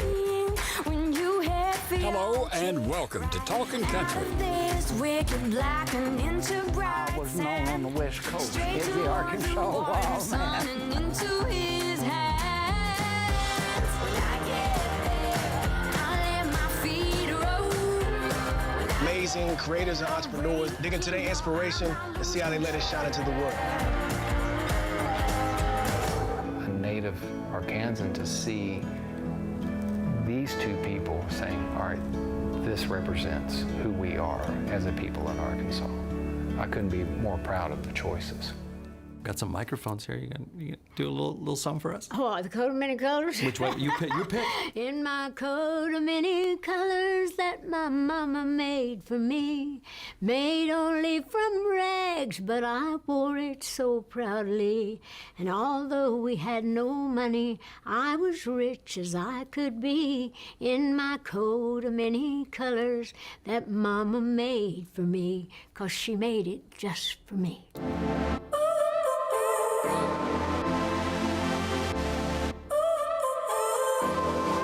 So now you're here again, knocking at my door. This has the power to protect your imagination. The future starts right now.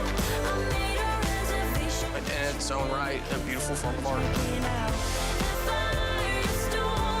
We gotta teach the new guys, or this ain't gonna be around much longer. The future is now.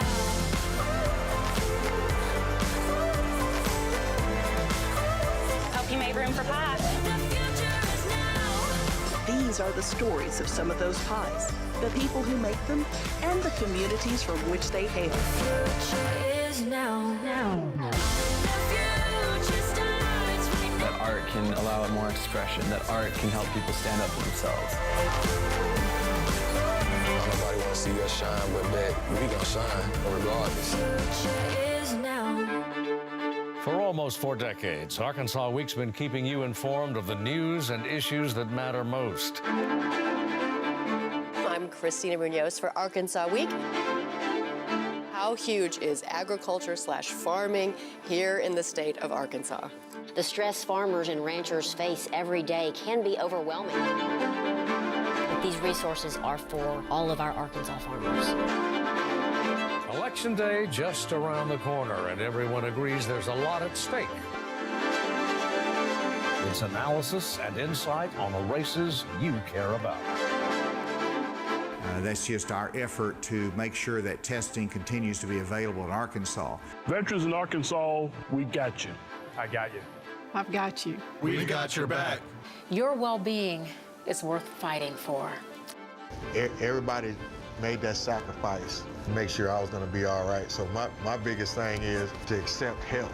Process of helping others, I was helping myself heal and be a better person, a better woman, a better mom, for sure. We're building lives, we're building community.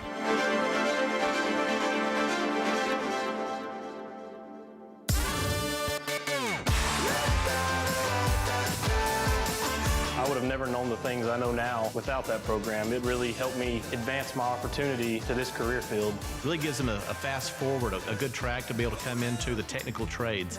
To celebrate the first of 5 brand new transmitters that will broaden our signal coverage to just under 100% of Arkansas. We are committed to helping the youngest Arkansans prepare for kindergarten and for life. Education is everything, and if we can teach our children, to get out there and make the most of that, that's great. So I'm just proud to do my part. I'm gonna, and I will first say.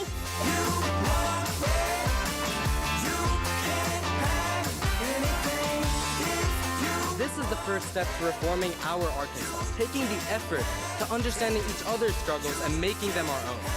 Everyone repeat after me. We have a voice. Could not reach our souls. Pause.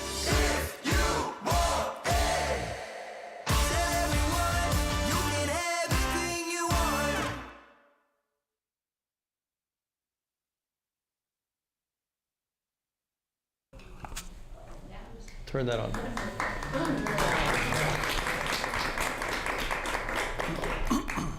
Well, thank you so very much. I have never seen our legislative committee actually sit in their seats and listen for as long as you all. Very, very good. Very good. And I'm so glad we have the opportunity to be here to see what you do. Much different than being in the Capitol. So I thank you very much. But now I'll open it up for questions. So does anybody have questions? Yes.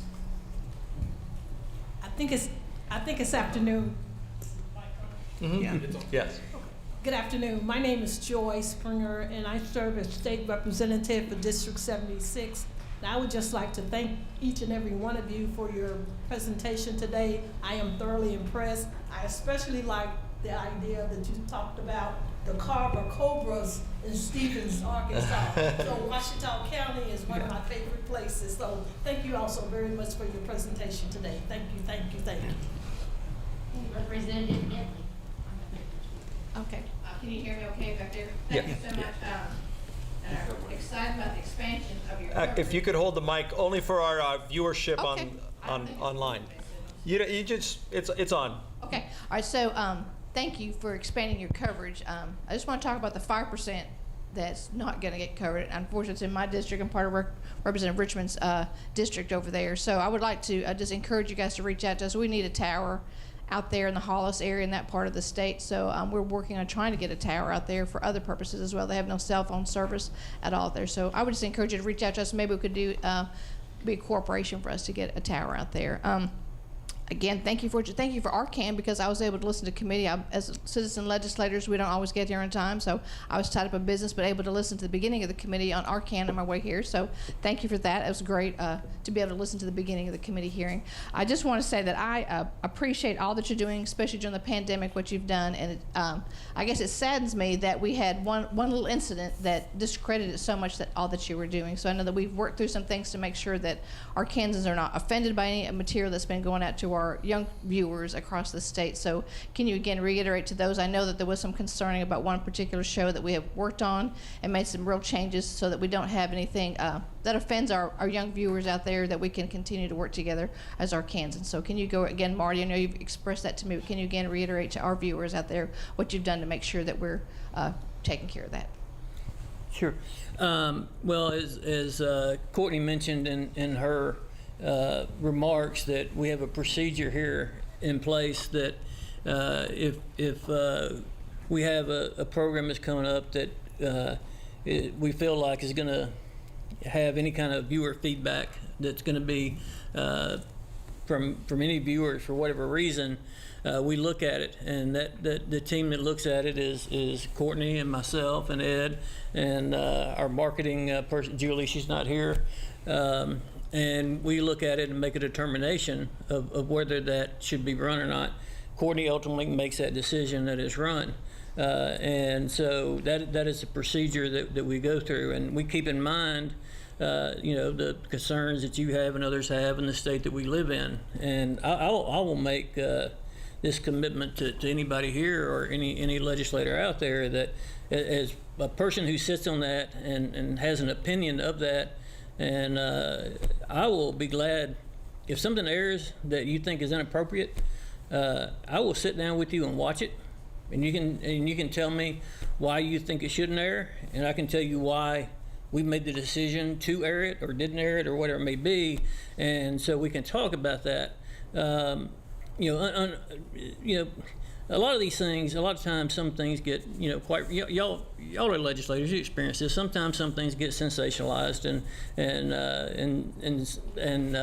get that kind of thing. And so I know we hear some folks from sometimes that are upset about something and haven't actually seen it. They just heard something about it secondhand or third hand.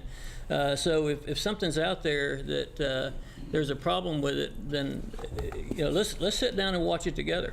And let's watch it, and you said, look, this is the kind of thing, Marty, I'm concerned about, and I'll make that commitment to you that we'll do that. But we do have a team that'll analyze this, and at least somebody's accountable, and you know who to call. Yes. Oh, let's see. Oh, we didn't keep a list here. So, Representative Meeks. Thank you, Madam Chair. So my question is kind of a follow-up to what we were just talking about. Do you preview the programs prior to them airing, or do you wait until a complaint comes in and then review the program to decide whether it should air again in the future? And if you do find something that could be potentially questionable or upsetting to your viewership, at the beginning of the program, do you put some sort of warning like you see on a lot of commercial products where they'll say, this has language or violence or so forth? Do y'all include anything like that on your programming? And then I'll have a follow-up, Madam Chair. Anything that we receive a notification from PBS on, we view it in advance and we discuss it in depth. We look at it from many different angles, and really we do not take any of this stuff lightly. The viewer, the disclaimer, we could certainly look at that kind of thing. We don't do that at this point. I think that might be something helpful to let viewers and parents know that there could be potentially something here that they would find questionable, and that might help head off some issues on the backside if parents know beforehand that could be an issue. My follow-up question, and I think y'all hit on this, one of the biggest things that services that y'all provide is obviously the emergency warning system. Can you tell us a little bit more about how that works? Do you have lines to the Weather Service? Do you have lines to ATOM? if for example, a tornado warning is going to be issued, does the Weather Service trigger something in your system? Do they contact you? Talk to us a little bit about more how that process works. Want to get Andrew? Yeah, where's He's right here. Where's Andrew? We have our staff here ready to answer all your questions. So I'm going to introduce you to our Chief Technology Officer and Head Engineer, Andrew Bicknell. Andrew, you can just, there, okay, podium, that's fine. And he can answer that very granularly. To answer your question, we do take inputs from the National Weather Service. We take alerts from the 5 National Weather Service regions that cover the state of Arkansas. So they are inputs to trigger EAS alerts. We have a direct connection with the Arkansas Department of Emergency Management, and they can, at any time they have an issue, remotely operate the system and put an alert through. And that will go out across the whole state of Arkansas. Okay, so in other words, they issue, or they sort of take over the station to issue that alert, so they don't give you necessarily any prior warning. They just, we've got an issue, we're going to send out, and they trigger the warning. Yes, they remotely trigger the warning, and they have full control. So they write and script the warning and then initiate the alert, and that happens remotely through our system. So we don't initiate that on their behalf. They have complete access. Thank you. Thank you, Manager. Thanks. Representative Godfrey.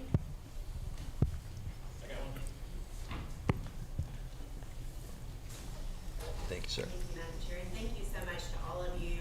In my short time in the legislature, I've never seen an interim study quite like this. It was so comprehensive and informative and engaging, and just want to say thank you for your work. I also have to give a special thank you to the AMI content you put out. I had a first grader and a pre-K kid at the time, and not sure we would have made it through that spring of 2020 without it. So thank you for your work today, and also for your work for all of our Kansans. My question, Madam Chair, if it's okay, is actually to Senator Hickey and Senator Sullivan left, but I'm wondering, just in seeing the response by Arkansas PBS to your inquiry through this interim study proposal, do you feel like this sufficiently answered your questions or addressed your concerns, or was what you were looking for through this study? If so, love just to hear your perspective since you initially initiated the inquiry, and if not, what else would be helpful for you to hear? Sure, and I'm glad you asked that. These are our own, is that correct? You're going to get the full information right here. As most of you all in the legislature knows, that whenever we were in our budget session and we were doing the budget, there were a lot of questions that come up with the funding of PBS. And this is one of those backroom deals, if you want to call it, that are probably one of the better things that you could have seen. Because what had transpired is there was a lot of talk out there, Senator Sullivan, Representative Payton, many others within the legislature, where they didn't have a full knowledge of how PBS worked. They wanted to know, more about the specifics, where the money was going. There was some talk about, should we increase it? Should we defund it? Should we cut some of the money? So before doing all that, the ones within the legislature, we decided that we needed to do our due diligence, and we needed to start finding out the specifics before we go forward with that. So that is the reason for this meeting today. This was actually at the request of many of you all, just so that we could figure it out before the next session, to make sure that you all did not think anything further needed to be done. So I appreciate the question. Thank you. Representative Tosh.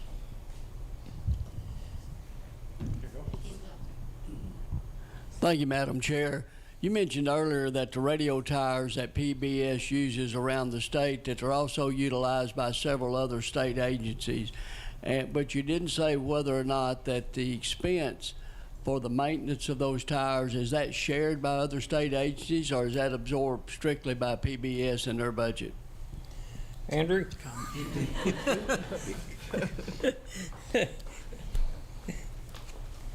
Well, I mean, it's a combination. Yeah. Well, I guess Fred can answer that too. He's our money guy. Hello again. Well, we don't charge any fees to public safety organisations that want. Madam Chair, sir, I'm sorry, I can't hear your response. Right here I am. Oh, hi. I can't hear you.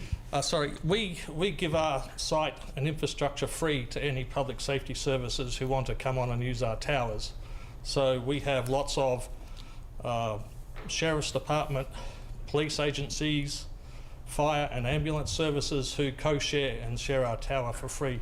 They don't pay any rent. I think he's asking about the ones that that are owned by the state police. Oh, we don't pay rent with the state police. We have a very mutual beneficial relationship with ADEM who manages the public safety towers throughout the region. So we share freely on their facilities and they share freely on ours. What's our maintenance requirement with the state police towers? Our maintenance requirement with the state police towers, I mean, we do assistance at the state police sites. Sometimes we do a bit of grounds maintenance and security because we have staff going through the state police towers on a routine basis. So we do have a mutual support network. At our tower sites, we fund the cost of maintaining the towers and the power generation. We pay all the utility costs for people who want to come and share the public safety agencies. We also support National Weather Service. I think we have their transmitter sites shared at our facilities for 3 of the weather reporting zones through the state of Arkansas. So we offer that service for free as well. Thank you. Let's see, Representative Springer. Thank you, Madam Chair. Once again, I would like to give a shout out to Arkansas PBS with respect to your teacher staff development. I am a business major initially. However, through my work with Representative John Walker, I was an education monitor, so I had to become certified as a teacher in order to do my job as a monitor. So I went back to school, got my alternative certification in elementary education. In order to maintain my license, I did in fact go through the Arkansas Ideals program and maintain my certification through that program. So it is indeed an asset to the state of Arkansas because you're able to work a full-time job working for a lawyer, then receive your additional certification all through the same process. So I compliment you all for that program because it is in fact something that was necessary that I needed to engage in. Thank you so much again. Thank you. Thank you. Representative Rye. Thank you, Senator English. It's on, okay. During the COVID last year, I know that a lot of our schools had a lot of problems, and you guys assisted to a certain degree. Could you let us know just a little bit of what happened last year with our in-home children, students during that period of time? Sure. We had several programs for that. Saja, you want to come up and address that in the at the podium? So yes, so when schools closed in March of 2020, we immediately contacted the Department of Education and asked, how can we help? We know teachers were going home, students were going home. They had no idea what was going on. Clearly, none of us have gone through something like this. And so what we did was work with them and put school on TV, which is what we call it, which was Arkansas AMI. And that was 8 weeks of programming, 5 days a week, and it had supplemental learning activities so they could turn those in to their teachers and school districts. And so that was 8 weeks, 5 hours a day, 5 days a week. And we started that program 10 days after the schools closed. So we went on the air and we continued on, and actually we thought it would be 6 weeks, but they went ahead and extended that kids would stay home, so we continued that. So all of the programming was aligned to curriculum and standards of Arkansas, not just on a national level, but with Arkansas curriculum. We worked with the Department of Ed, we made learning activities and all that. And then last year he asked last year, Rise and Shine. Oh, Rise and Shine. So in the summer of last year, so that was 2020, in the summer of last year, due to the success of Arkansas AMI, we came back in the summer, as we all know, kids go home, they're not learning. What could we do to continue that learning and maybe perhaps something that they lost during the year of the pandemic. So some of these kids were home, they were virtual, things like that. And clearly a lot of them did lose some of the learning that they had the previous year. So we went ahead again, partnered with the Department of Education for 6 weeks, curriculum, everything aligned to curriculum standards in the state of Arkansas. And we put that on for 3.5 hours a day. We put Teachers of the Year for both AMI and Rise and Shine on the air. So these are teachers who understand how to teach. And they taught these kids. And again, we did learning activities, and we knew outreach, and we knew it was important that we got to parents and schools and communities the way they needed us to be. So we made these learning packets where you could request them online, and we would mail them directly to your doors.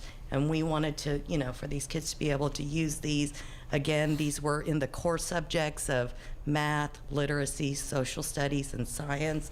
And these are materials that they will continue to be able to use in the classroom. So we were very intentional about the way we produced it, where it would have a long shelf life, will become enduring materials, and that so it's not just going to be used, you know, last summer, it'll be used for as long as we need them to be in the classroom and help teachers. And you can watch season 2. Season 2 is it's on the air. It is now through August 12th. Yes. Every day, every day. 3 weeks. Yes, you're welcome. Thank you very much. Okay, let's see, Representative Payton. Microphone over here.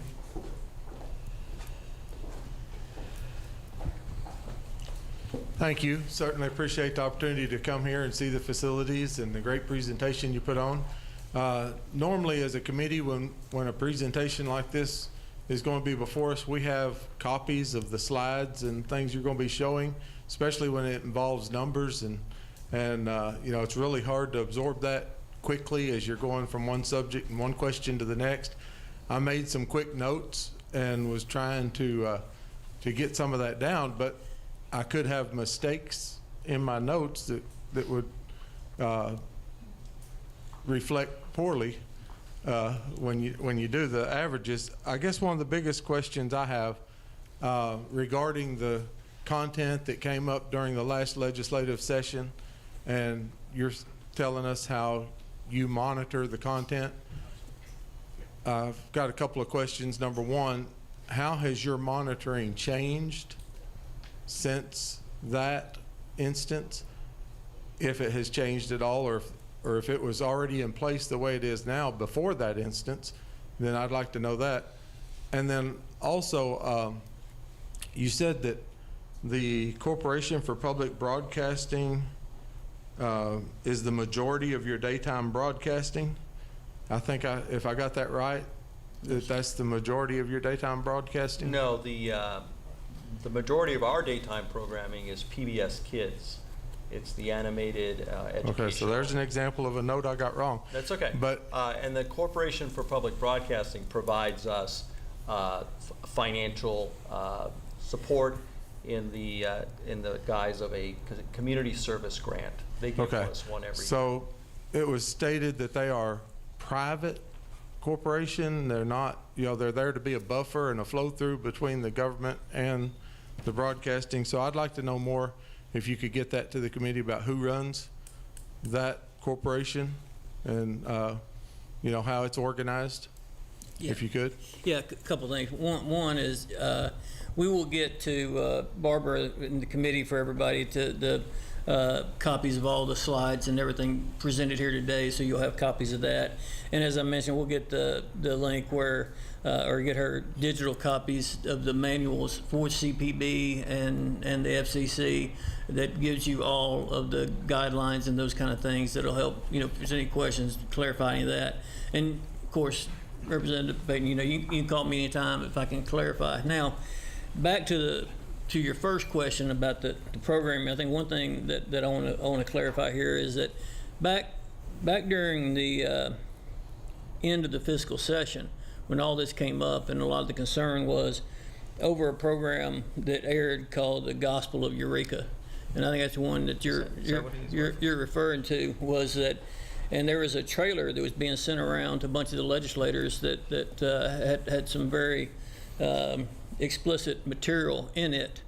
And of course, it's a very short time frame, and we didn't have time to really look at what it was. But that was a film that aired in a film festival, and when we saw it at Arkansas PBS, it aired on Arkansas PBS, but it aired at a much later time. Like, we took it out of prime time and put it much later in the evening because of that. But secondly, the trailer going around and the documentary going around were not the ones that aired on Arkansas PBS. There was a edited for PBS version. The one you saw was the film festival version, which was much more explicit, had some language in it that was not acceptable and all those kind of things. Well, the one I saw was linked to your website. That was it was on a national PBS website. Whenever you go to something on that website, it'll put our banner at the top, but it was not ours, and they had the wrong trailer that was on there. It was a film festival trailer. So are you saying that y'all reviewed that content through the process that you currently have in place? Yes, that is correct. And you filtered it out and said don't air it? Is that what you're saying? Not the one you saw, the edited version of it. We did review it, and we saw it, and we made the decision that we weren't going to run it in the prime time as it was closed. We moved it to like midnight or 1 o'clock in the morning or whatever it was. But yes, we made the decision that we would air it, but not in the time slot that it was. But again, it was not the version you saw. It didn't have the language in it. It didn't have some of the explicit shots, goings on. I don't know how else to phrase it. That was in that version that you saw. It was even a more tame version. But even with that tame version, we felt like that it wasn't something that should be in that time slot where it was.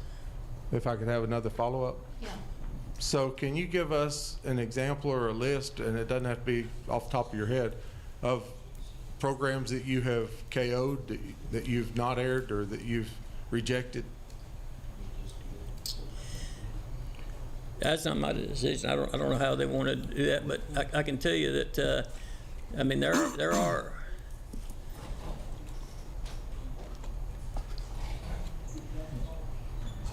Trying to think what. Just had to. We'd have to go back. Just I mean, yeah. And I like to look. I mean there are shows that we. Well, I'd just like to know that your vetting process is effective, and whether or not it's necessary. If you found nothing that needed to be removed, then it may not be necessary at all. You know, some of the programs that you know that we sometimes hear about are programs that are not even offered here or run here, or even considered to air here. I mean, there's other PBS stations, like we have our local content. There's other PBS stations around the country that have their own local content. So it may be something that airs in New York, and somebody sees it and they say, "Oh, PBS is airing this," whereas we're not airing it here. It's not offered to us. We don't air it, and so it's not something that we're a part of. So we never have to make that decision of whether we air it or not. So that's not part of what we do. Right. So one quick note on that. Yes, sir. I think every time you've referred to this, you've talked about these programs that are flagged from a higher level. Yes. That says it might be offensive, and then you take a look at it. That's the only ones we're talking about. Okay. Because your committee that reviews this, as far as I've been able to glean here, you don't look at everything. You only look at those that are flagged, correct? That is correct. Okay, thank you. Thank you, Madam Chair. Thank you. I see Senator Hammer.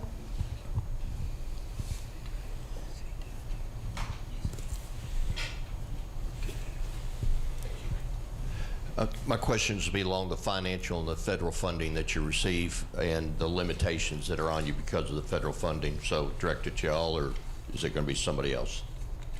Fred's probably the one. When you speak to federal funding, you're talking about the direct federal grants that we receive?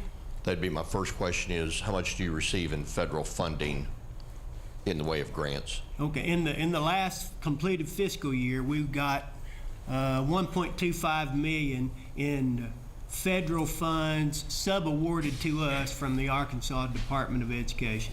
We have none directly from the federal government. Okay. What is it that prohibits you from being able to offer commercials like on the sports side of things Is it where you could compartmentalize it in order to be able to offer commercials, say in the sports area, without jeopardizing your arrangement so as to increase your revenue stream? I believe it was stated under our legal requirements that we are forbidden as a NCE, non-commercial educational licensee from airing commercials. Those statements that make value judgments about someone's product, what you commonly would call a commercial. We are prohibited from doing that. According to the legal responsibilities we have to the FCC and our broadcast license. So we can't do that. Okay, final question, Madam Chair. And I know some of this may have been covered before I got in here this morning, so thanks for the leniency. Are there any other states that operate in a different manner than what Arkansas PBS does, or are they all universally aligned to the same requirements? In regard, Yeah. in regard to selling advertising? In regard to selling advertising, are there any other states that operate under a different format, No, a different structure? the FCC license the NCE license, the educational television license the FCC offers or provides. There's two licenses. There's your commercial license, NBC, CBS, ABC, all those. They can sell advertising. The NCE license, which is all public television stations are licensed under, are specifically prohibited from selling advertising. That's universal among all public television stations everywhere. All right, thank you. Representative Hillman. Thank you, Madam Chair. The question I have deals with the on-air reception by people in Arkansas. How many people watch PBS through their own antenna on air? Well, that is an answer that we don't know the exact answer to that, but what we can tell you is that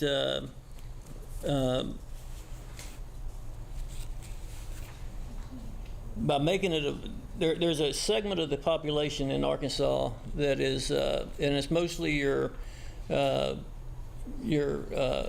who are in poverty and the poor families that can't afford cable and satellite. They're the ones that watch it for free, where they get the antenna and watch it.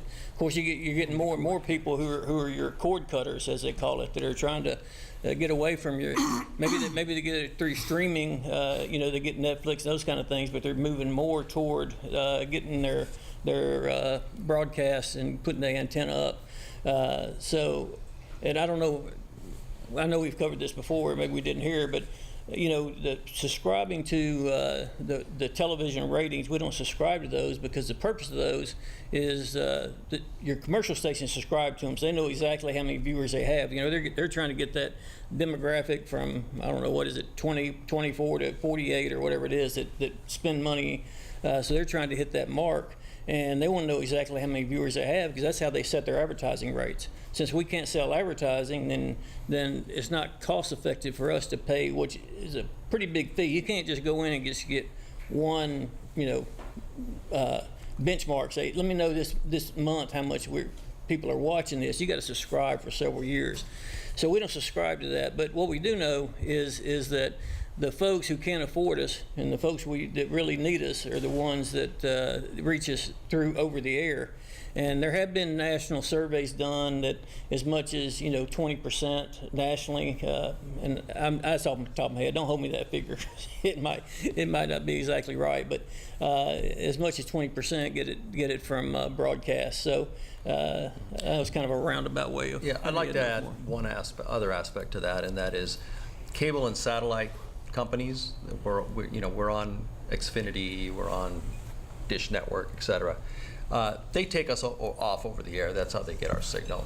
And because we are a non-commercial television station licensed by the FCC, etc., who transmit terrestrially, if I can say that right. They are subject to must-carry laws, so they have to take our signal. They have to put us on their system. So that's also how we get onto cable and satellite, is by having our transmission system and being a broadcaster. Well, Marty, I think your director said that y'all subscribe to some of these rating services. But my problem is you don't know whether anyone is watching over air, and you're spending $1.8 million a year to keep this up. I think you ought to know who your audience is and how they get the programming. I know if I was going to build a widget factory and spend $1.8 million on it, I'd want to know whether there was any customers for it out there or not. And I think that question's been asked at least 3 times, and I haven't gotten an answer yet. Thank you. Well, let me try one more time. Is that we're offering a service out there. Public television, we're not out there competing with ABC and NBC and these commercial stations. We're not out there competing for viewers. We're out there providing a service as public television. So, like we're the station out there that has 8 hours of broadcasting for kids programming every day. And you know, it's the preschool. There's a lot of families out there that can't afford preschool. They can't afford to send their kids to daycare and preschool and learn their ABCs and their numbers and those kind of things. I can't tell you how many kids out there are watching our children's programming and learning that kind of thing, but I tell you that if we weren't providing it, they wouldn't be getting it. So, I mean, it's a service that we provide that offers that and makes it available. And, you know, I got a pretty good idea there's folks out there that are watching it, and I think it's a good investment. So, I mean, you know, we just don't have the ratings to show you that. Well, I'm not interested in ratings. I'm interested in the number of people that are watching on air. Sure. And ratings translate to that, to the number of households. They're called HUTs, homes using television in the ratings language. We did present you what we do have, and that is the digital metrics as a proxy for the interest and acceptance of our content, you know, across the state. And certainly digital viewing is not the primary source yet, still is not the primary source of how people watch television. But it is a growing trend, and it shows that, you know, how the interest and the uptake of our digital content. We believe that says volumes about people are watching us over the air, because if they're watching us on digital, there is a segment of the population that's watching on television, which is the easiest way to watch us. Frankly, it is still the easiest way, by tuning into our channel. Okay, so I still didn't get the answer to my question, Madam Chair, but I'm through. Thank you. Representative Wing? Coming.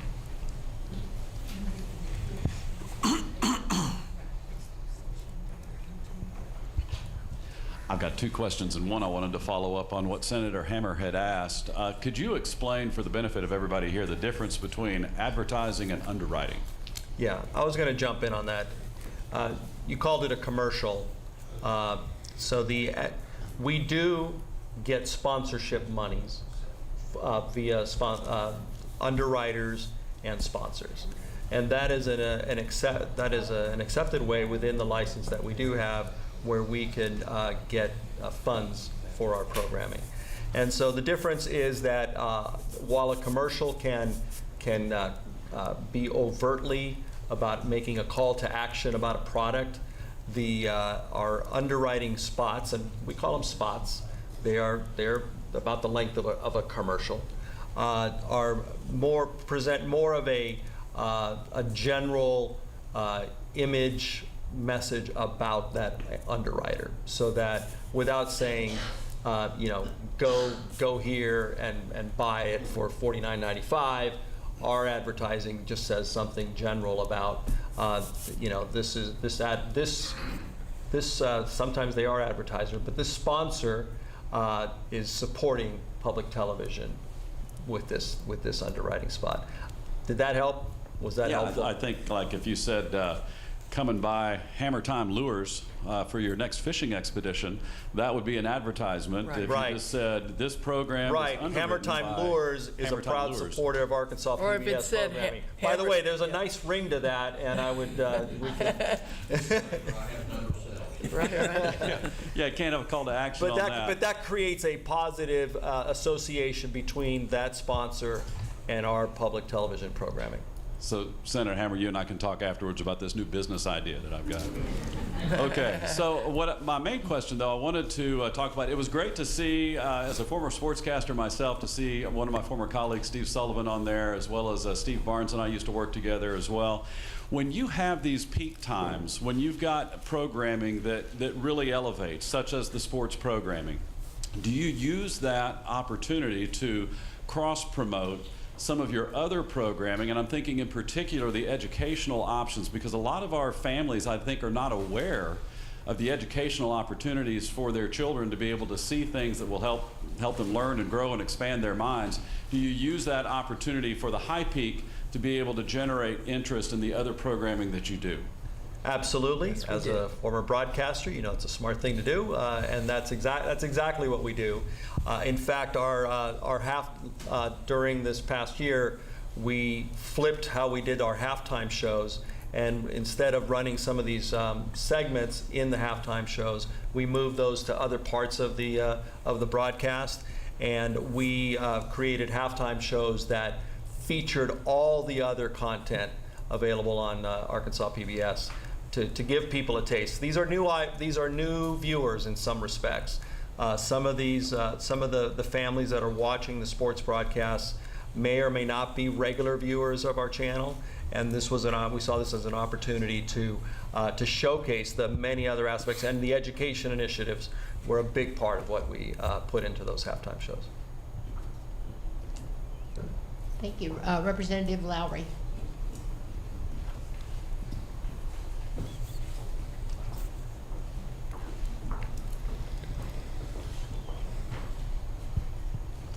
Thank you very much. Thank you, Madam Chair.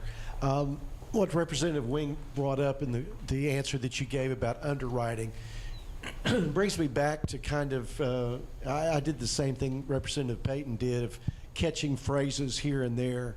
And one of the several of the phrases that I caught in testimony was this desire for independence and to be free from editorial, let's see, I'm trying to remember what the phraseology was, editorial influence. Is it your testimony today then that underwriting has never been used to impact editorial influence? Yeah. Yeah, so that's our job. I mean, you can say that to the committee for sure, that underwriting there's never been an underwriter who has exerted any editorial influence over any of the programs that they are underwriting? No. No, absolutely. And we often have to kick back some advertising messages if they're too much in the sense of a commercial. I know that's not what you asked specifically. You asked about editorial, influence, but we maintain that separation, and that's part of what we do. Okay. Well, and we could go one step further. This freedom from editorial influence sometimes the editorial influence itself can occur from the national level down. And I know this has been one of those issues about controversial programming, is that sometimes it may not be something that's generated locally, but it may be something that is pushed down by PBS. How do we protect against that type of editorial influence? Well, a couple of things. One, Mark, let me answer your first question. I'll give you an example. So, like Arkansas Week, our underwriter, if you watch Arkansas Week, is underwritten by Arkansas Times and Arkansas Democrat Gazette. They have no influence whatsoever over what we do with Arkansas Week. I mean, we run what we run on Arkansas Week, and they have no say whatsoever. And they never have and never will, but they're underwriters of the program. And that's just an example. I mean, it's like that for anyone who underwrites anything that we do. And then what was the second part? I'm sorry. The national level. Oh, the national level. Yeah. So the national level, no. I mean, because as we said when we talked about the programming, is that there's the core programming that they offer is 500 hours a year, and we have some leeway. We have 50 hours a year that we're able to exempt as a member station, and I mean, so there's things in there that we can pick and choose if there's something that we don't want to air that they send us, and so there's things in there. So no, there's not that. They don't put pressure on us saying, can. You got to run this or you got to run that. I mean, they send it and make it. They offer it and make it available, and then we have leeway as to what we do with it. You do have it. Okay. One last question, Madam Chair. I heard you make the reference that Arkansas PBS works with various state agencies on content. So I hope that in January I'll have the opportunity to be Arkansas's treasurer, and I know we do quarterly Board of Finance meetings. Internally, the treasurer's office has been using their own media people to put together programming, but is that something that you see that, or any of you see that Arkansas PBS could coordinate with the treasurer's office to do those? And I think it's live streamed, or it may even be on Arcan. But actually, the presentations that the treasurer's office makes to the Board of Finance, is that something that you would be able to work with us on? Yeah. Well, yeah. Well, I mean, absolutely. we as a matter of fact, we stream all those Board of Finance meetings, and I think we streamed the first one before they got their equipment up and running, and now we just take their feed, which, because we don't have a big staff, Arcan, so we're happy to take. If somebody offers a feed and we put it up, we're happy to take that. We aggregate. Yeah, I mean, as far as putting together the actual presentation, I mean, that's kind of a heavy lift. Well, we work with agencies. So, for example, we work with the Office of Skills Development. We've put together some very sophisticated videos for them, which we've shot all over around the state. So it depends on. Yes, I mean, it's one of the ways that we feel we can be of service to state government and to the state, is to coordinate with other agencies within the state government. So we want to have those conversations. The one we showed in the video, the final video here, it's not with an agency. But it's with the Department of Commerce on an initiative called Be Pro, Be Proud, that teaches Chamber of Commerce. The Chamber of Commerce. Sorry. Teaches technical skills. So that was represented in the video that you saw at the end. And doing something similar on apprenticeships for the Office of Skills Development. So every project, every department has different needs. We listen, we collaborate, and we want to be a partner to stay going. We're also looking at talking to the Office of the Outdoors, that new office, about what we might do to showcase the state and all the recreational opportunities and all of that. So that's another in the works partnership. Thank you very much. Thank you, Madam Chair. Senator Johnson. Thank you, Madam Chair, and thank you, Arkansas PBS, for the detailed presentation. Like Representative Payton, I didn't get everything, but I had one thing that jumped out I wanted to come back to and get clarified in my mind, and this had to do with the $60,000 was that to the AAA or from the AAA? No. So when we first started the partnership with AAA, they were going to give us the broadcast, but they were very happy that they were continuing to get $60,000 from the Fidelity Cable, paid that to AAA. But then that deal dissolved, and that's when AAA came to us and said, "Hey, we'd like to continue with you guys airing it, but we need help with the production." Because now they no longer had the $60,000 in their pocket to pay the outside production company. But you used your own production capabilities to do that. Yes. Right. So is it, I guess where I'm headed on this is, was there any real cost to AAA, or by granting you those rights since you have your own production facilities? AAA was paying for the production crew from Fidelity. A private company. Yes. Well, yeah, it was Fidelity Cable at first. And then they still fund a couple things. They still hire the announcers and stuff for us. Well, it would seem to me that an entity that's supposed to represent our schools would not be shaking down Arkansas PBS for $60,000 for basically doing a public service. But I just wanted that clarified, and you have done that. And thank you very much. And I'm thrilled to be here in my new district with an entity that I can honestly say I was in front of my TV with the clicker, the little dial clicked to channel 2.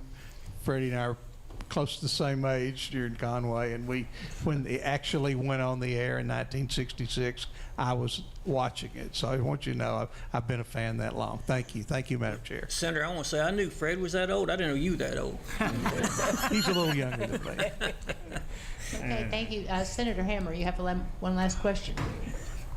Thank you, Madam Chair. Is there anyone that you have denied the opportunity to underwrite programs in the last year or two? Anybody that you've denied? I need to go back and look. That, we'd have to check on that. That's all handled through our Arkansas PBS Foundation, the underwriting request, so we'll have to check on that. We can get you that answer. If you wouldn't mind, I'd like to get a copy. If you've denied anybody, just go back maybe a couple of years. I'd kind of like to know it, please. Thank you. Thank you, Madam Chair. Thank you. Seeing no further questions, I can't thank you enough for your hospitality here today. And this has been a lengthy committee meeting, but I hope everybody's questions have been answered.